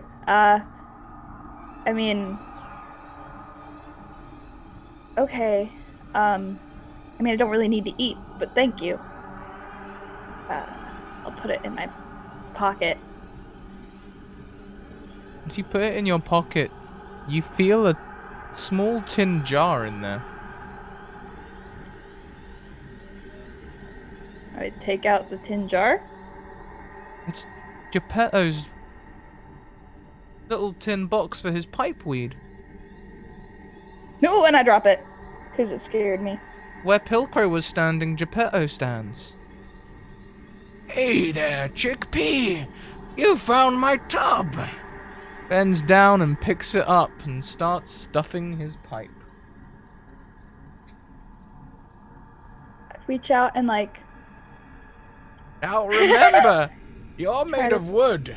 You should always be careful around fire. And as he lights his lighter, the hallway explodes into flame. Pilcrow is back. Geppetto is gone. Rings of flame circle around this walkway, which just goes straight ahead with just 2 handrails. I grab Pilcrow. We're gonna pan back to Vila and Zabarov. Backstory feels... So I'm fighting a child, and he's just turning into pieces. Trying to scream as his body is unraveled. It's interesting. You know how you scream? It's like a melodious thing, usually. It's like, ah! You can hear lots of different notes. The notes separate out in mid-air.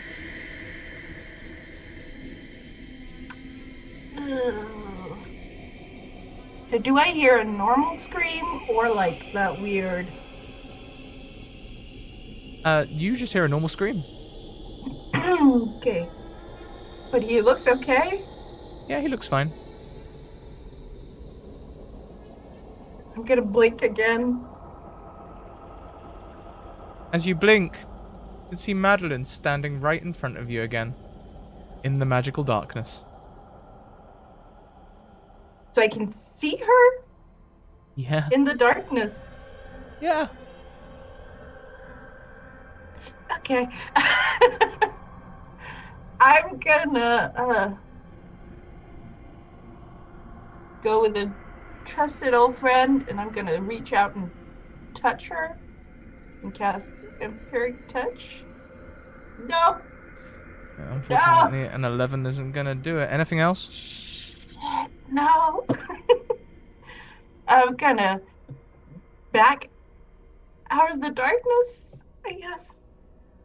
Sure, you can back out of it. As you back out of the darkness, you see the sphere whoom, back into her eyes. And she smiles. Ew. She walks over to Zabarov, changing realities, and takes the bullets out of the air, or the plasma charge. It's concussion, right? She takes the battery out of the air, and then walks back over to Vila. Vila, suddenly you feel frozen in space, almost like D&D combat sometimes feel when like things are happening but you can't move because it's not your turn.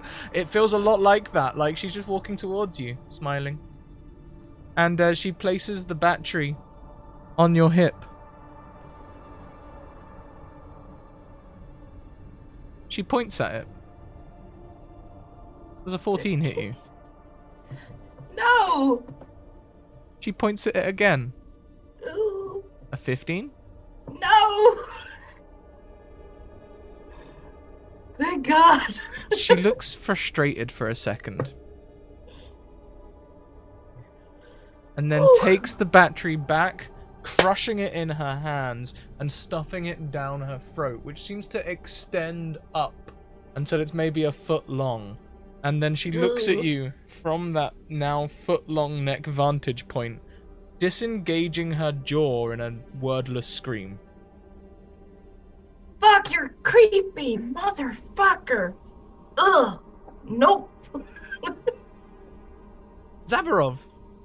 The engine snaps back together, but now instead the ship is turning instead of the engine. Cool. Yeah, he's going to activate his laser claws then and try to dig into what he feels is the floor to keep from spinning off. I think using your laser claws will give you an advantage on your grip check, which is classically athletics.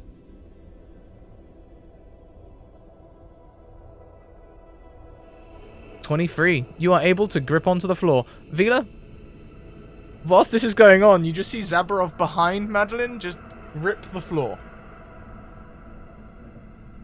So I have like creepy giraffe kid and Sarah behind. And I still can't see creepy giraffe kid. It's weird.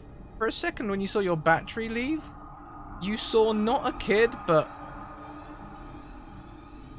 Zabarov, tell us, who was the last person you betrayed? The group I betrayed was my clan, so more to the point, it would be the clan leader. Zabarov actually has, instead of like regular teeth, he actually has gold, almost like tusks, because when he left his tribe, they were actually ripped out by his clan leader. And did it feel more personal with the clan leader? Was there someone who felt personal? Perhaps a childhood friend or something? The clan leader was his childhood friend. That's what hurt the most. He, during the Orcish Wars and everything, had always kind of been by his side, but at a certain point, he felt that he had to leave. And that's it. Getting your teeth pulled out by hand hurts a lot, but it hurts even more when it's a person that you trusted that does it. And there they are standing in front of you. This time they're taking the battery out of your gun and crushing it in their hand. They don't seem affected by the gyroscopic movement of the ship.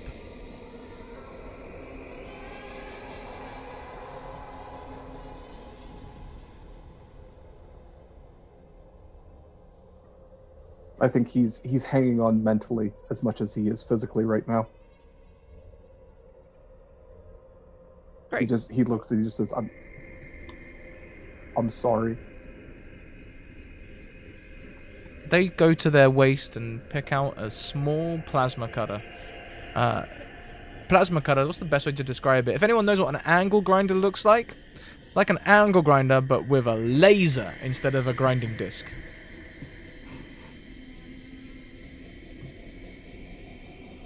Vila, it's your turn. Yay! I'm gonna. What do I have?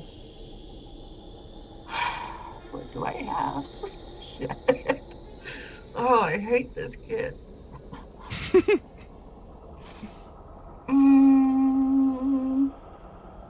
I'm gonna.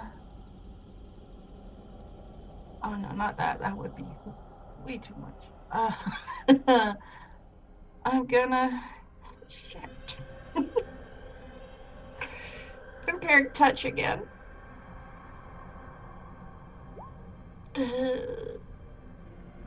Meets beats. What? That's a hit. Oh, thank God. Okay, come on. Also, we're What is one it? retweet away from another wild magic surge, everyone. Something is going on here. What is We don't have going enough on? wild magic. A donation would also spice this up dramatically, by the way. My roll 20 is acting weird. Hang on. I can click the damage for you if you like. Oh, mine says it's at 20 now. Yep. Thank you very much for those retweets. Please use roll. Type !roll. I'll give you an example. Oh, stop that. I can roll damage for you. Here you go. Yeah, that would be great because mine won't. It possibly is doing a level thing behind you. What level would you like to cast it at? Third. That's the highest I got. As you do, there's 11 necrotic damage. You take 11 necrotic damage. Motherfucker. As this creature's skin falls away, revealing a skeletal being looking at you, with a tail that comes up above its head. No, giraffe scorpion. I've heard about these. Oh, no. Vila, Yeah. 13 doesn't hit you, right? No. How about a 21? Sure. As its now hooked appendages lance towards you, please give me a DC 14 athletics or acrobatics to try and escape its grapple.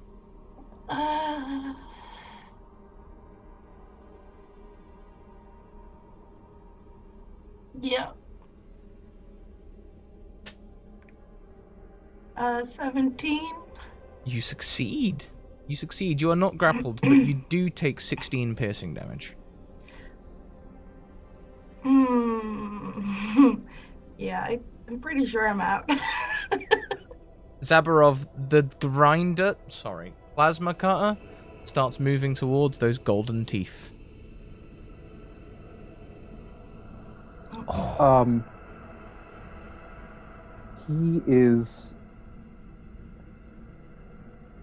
He's gonna reach for the dagger he has. It's not a plasma dagger, whatever it is.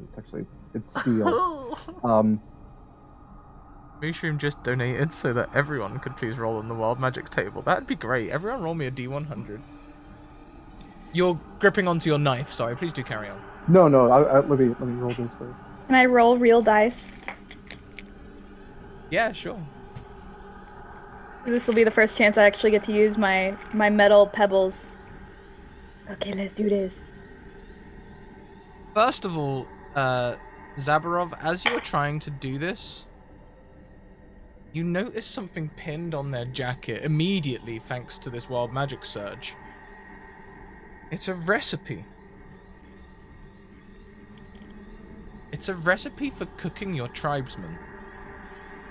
Pinned on your clan leader's chest.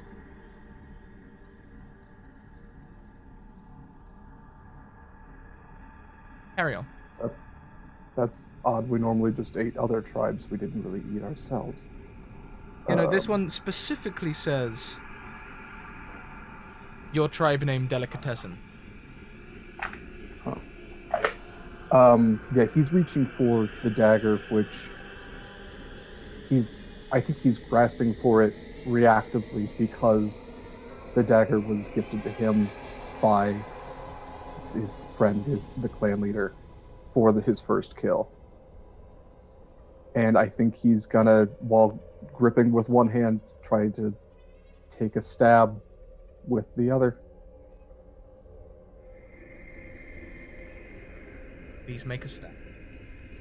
Oh, however, this will be on your turn. As we said, there are no turns, but before that happened, I did roll a nat 20 on my plasma cutter attack, so as you are stabbing, we'll do this simultaneously at the same time.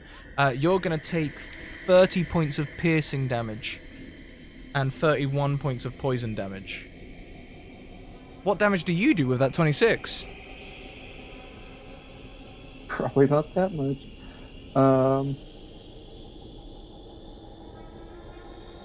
7 piercing damage. As your teeth come flying out of your mouth at the end of this plasma cutter,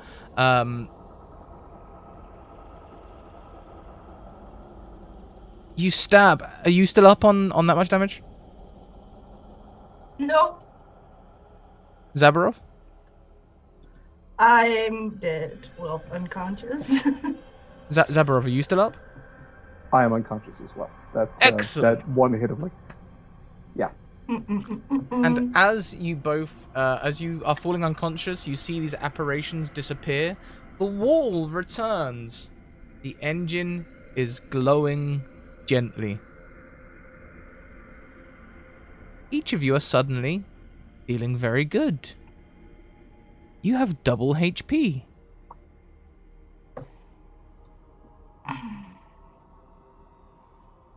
As, again, you also see the combat go backwards through time. But it doesn't stop this time. It keeps winding backwards until the lab coats are back. You hear Kirk Miller speaking to his lab assistants. Look, I just don't have any time to play with Madeline. Keep her busy, will you? Entertain her. We made her a nurse bot, didn't we? This is important.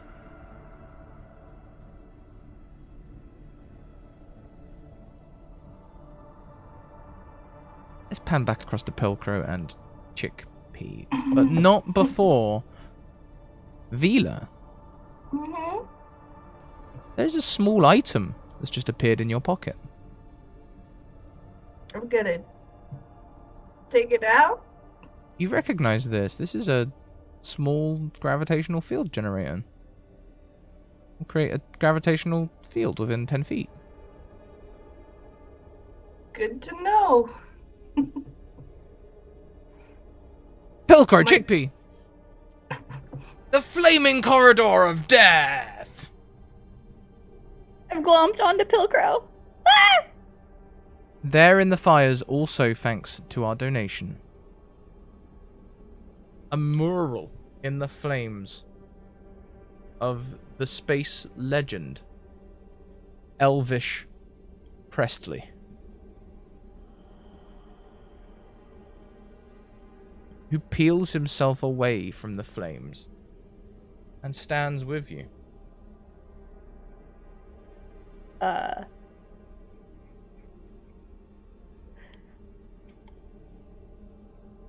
gonna burn alive. I'm gonna burn alive. I'm gonna burn alive. Why is Elvis who is... Do I know who he is? Oh, he's like intergalactically famous. Why is there an Elvis Presley? Elvish. Don't let me touch the fire. Elvish. Elvish Presley? Does Pilcrow also see the fire? You do now. In fact, yes, you both saw the same thing.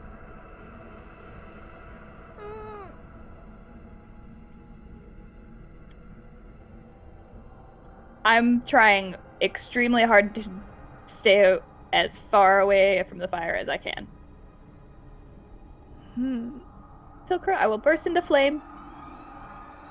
Pilcrow unhooks the hoverboard from their back, throws it down on the ground. Quick, hop on. I hop on. Thank you very much. Guess I'm behind you.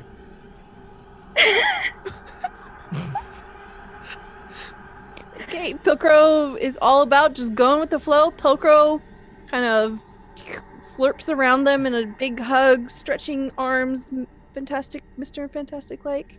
And then we just book it down the corridor, I suppose. As you go down the corridor, it seems longer than before. First, you're going along the rings of flames lighting around you, the corridor path with the guards on each side. The first thing to go missing is the barriers. The handrails go, so it's just a path in the flames. And as you keep floating, the path gets narrower and narrower. I'm like trying to squish myself into Pilgrim. Like, Oh, don't push too hard. You'll be inside me.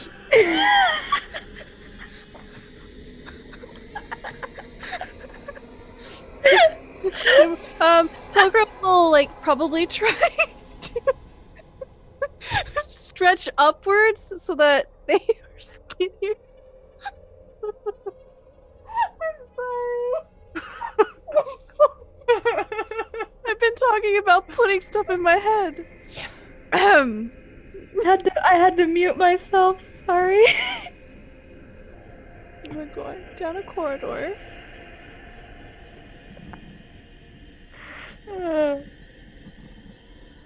You've been accelerating this whole time. At least you think so. That or the rings are moving. Because they're... woo, woo, woo, woo, woo, woo, woo, woo, woo, woo. And as you keep going, the path disappears.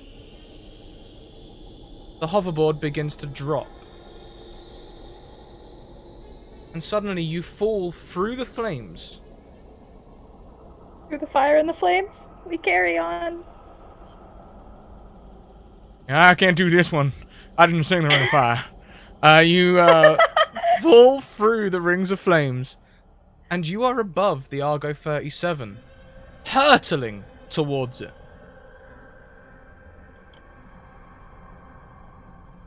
I don't think this hoverboard has a handbrake.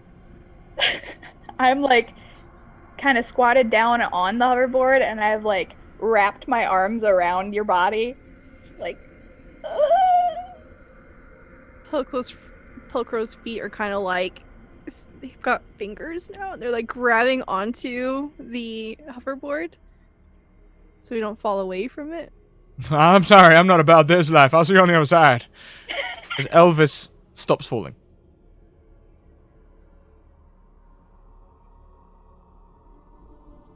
Goodbye. Bye, Elvis. Yeah.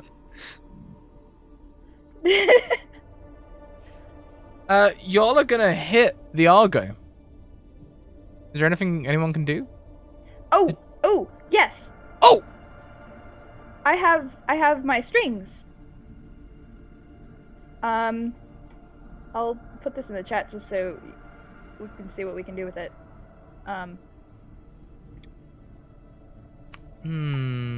I can see know that if they'll I- give you climb, attack, and restrain. Unless But you're these, like- restraining Elvis, maybe? I'm not sure how these would help. Can I we're falling like toward it. Yeah. I was hoping we were like next to it so I could like, meh. Can I try to lasso Elvis? Give me a check. Let's make an attack roll with a whip. That'll be a dex check. Okay. Rolling to lasso Elvis. I'm just straight up dex. Yeah. I'm gonna give you a disadvantage on this one. The 10. No. Unfortunately, Elvis has less than the building. Oh. So Pilcrow will try to do something. Pilcrow will try to do a sweet barrel roll on the hoverboard. I can't believe you clipped that, Quinn. Oh no. Oh my god, yes. Carry on. Pilcrow's gonna try and do something. Yeah, Makes me so happy. sweet board skating trick with the hoverboard.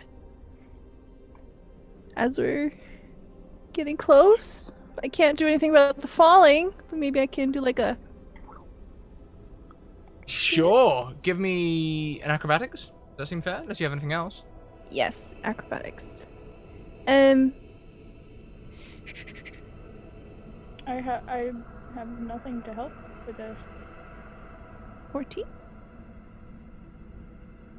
On a 14, you will halve the damage for you and Chickpea as you go smashing into the Argo. Who would like to roll the damage?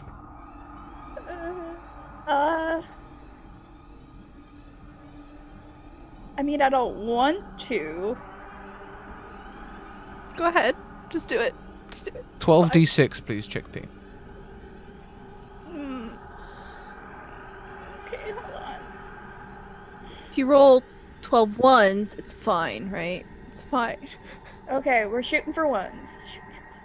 D6. 12d6. What did I roll? I didn't see There's it. a lot of 5s and 6s there. Oh boy. So you both take 23 points of falling damage as you smash into the Argo, creating a 23? large hole in one of its wings. Thank the Lord for those extra hit points. As you create a hole in the Argo 37 hull, you suddenly see a little girl standing on the edge looking through the hole going, "Oh, this looks new."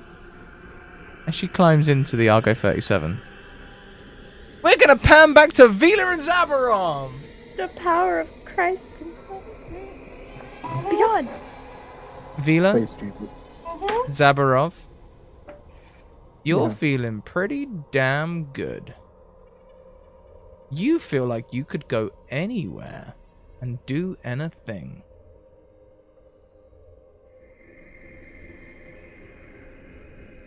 We have to I go wanna- back. I want to go home. Yeah.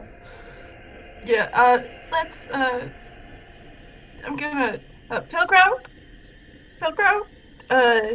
You there? Pilker, are you still up? Yes. Your thing comes through. It's kind of hazy, but you can hear. Pilker, you still there? Here.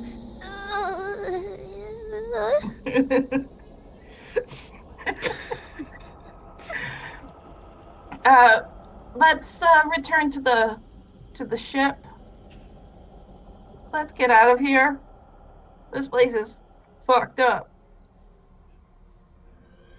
I think we're on the ship. So you fell through our ship or the big ship? Yes? Your ship. My ship. We're on the ship. Yes, we're already on the ship. Should we be And- worried?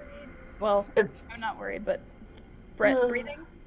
So, Zabarov, as you think about going home, describe your home to us. His real home is one of the inner goblinoid planets that are. So his real home, where he was born, is effectively gone. It was blown up by several of the what are they called? Arcane warheads. So he really doesn't have a home to go back to. His clan was living off of some derelict star cruiser that they jacked off of some sort of like, what do I call it? Like a cruise liner that they stole off of some human colony that was passing a little too close to goblin territory. So yeah, when he thinks about his home, he thinks about the early days when there was a place to go to, but now they're just adrift somewhere. For a moment, Zabarov, you are standing on that hellish landscape where your home was destroyed. There is no life here. A second later, as your mind dwindles to the starship you all stole. Starship feels as derelict as the one that you had come to pilfer fuel from today. The only sign of life is ahead of you as someone looks on the sun deck It is your old clan chief, kneeling. The ship is headed straight towards the star. And your chief kneels, facing the star.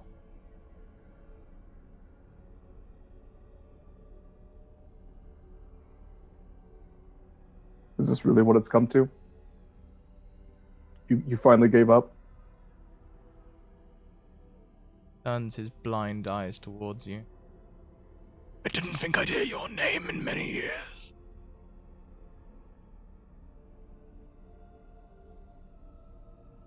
Everyone is dead.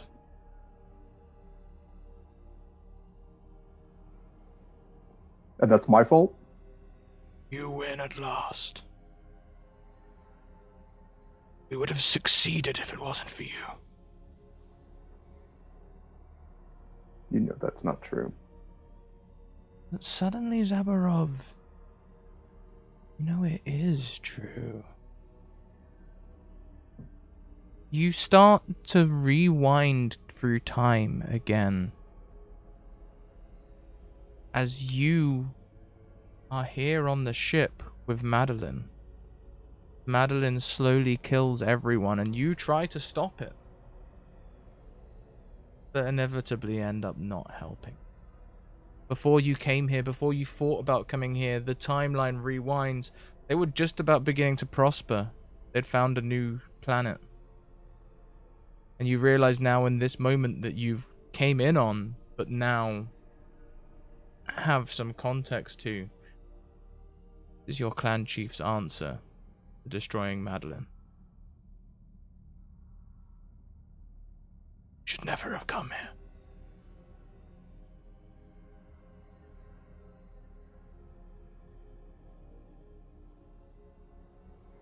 This can't be it. There has to be another way. You really want there to be another way, Zabarov? I don't know. You do. You could roll me a wisdom check to try and impose your will on this timeline.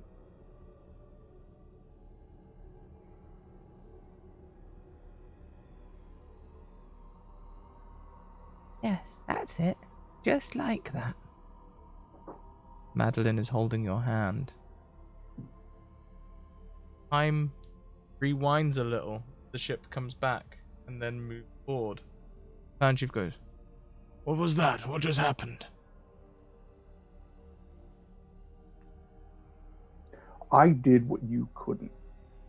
Time rewinds a little and then moves forward back towards the sun. No, I mean this. Feels like time's going back and forth.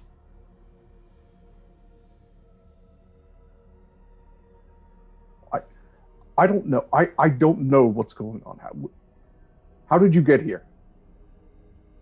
You weren't even supposed to be in this part of space. What were you even doing looking for a new planet? You Rewind? We came here to try and make our own civilization. It was doomed from the start. You led our people into bloody war after bloody war, and now where are we? We're victorious. Rewind.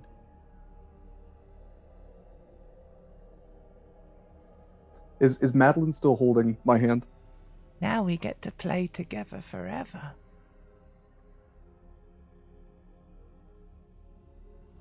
And Madeline? Zabarov, you begin to realize your will has made it possible to save this ship. We're stuck in a time loop. Every time the time reverts, your bodies go back to their normal place, but you all have perfect recollection and can even hold conversation.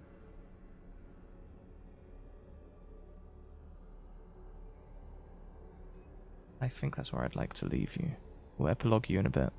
Let's go back to the Argo 37 as Vila immediately began thinking about her ship, and suddenly there is Vila standing next to you, Pilcrow. Chickpea 2.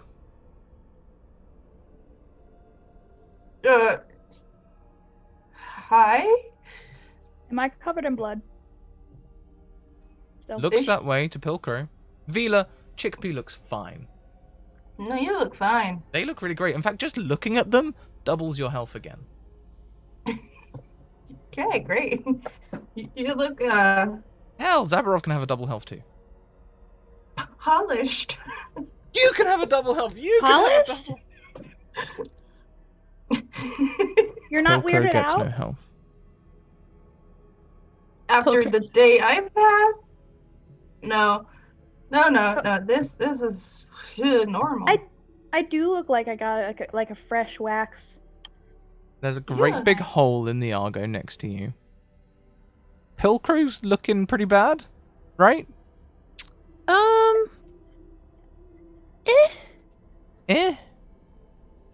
It's fine. Pilgrim's just kind of like flat on the ground and just kind of just pointing up very weakly up at the hole in the ceiling. As Madeline climbs through and like lands on her feet and sort of walks towards you. She's younger now. She almost totters like a toddler. Okay. The goo person's my favorite. I'm Can we gonna all see keep them this? alive. Oh, you're so creepy. Ew. Do we all see this? I'm creepy. Do I get another sad face? What? Oh. Daddy never wanted to play with me either. No, we'll play with you. I'm actually really good at dancing. I'm really good at dancing too. Ugh. And that's where we're gonna leave this week's episode. As y'all are stuck. I want epilogues though of what we all do with this new information. Vila Chickpea, you soon learn that you are in fact dead. Dead? Yeah, well, kind of. It's confusing. So Okay. we're dead but not dead? Yeah. Okay. If Pilcrow, would Pilcrow go back onto the big ship at all? No, Okay, cool. Pilcrow will crawl over to the button that gets us the hell out of there. And Pilcrow, as you leave the large ship, you soar away from this giant ship that seems to not look the same as when you pulled up. It doesn't have the same square hull of Argo 37 on it anymore. Instead, it is made of jagged pieces of metal. And along the hull, it reads Avernus.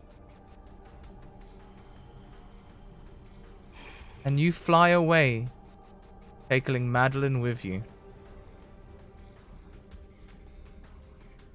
Fine. I've got biscuits. Enough to Madeline share. loves biscuits. Look, I'm like a puppet.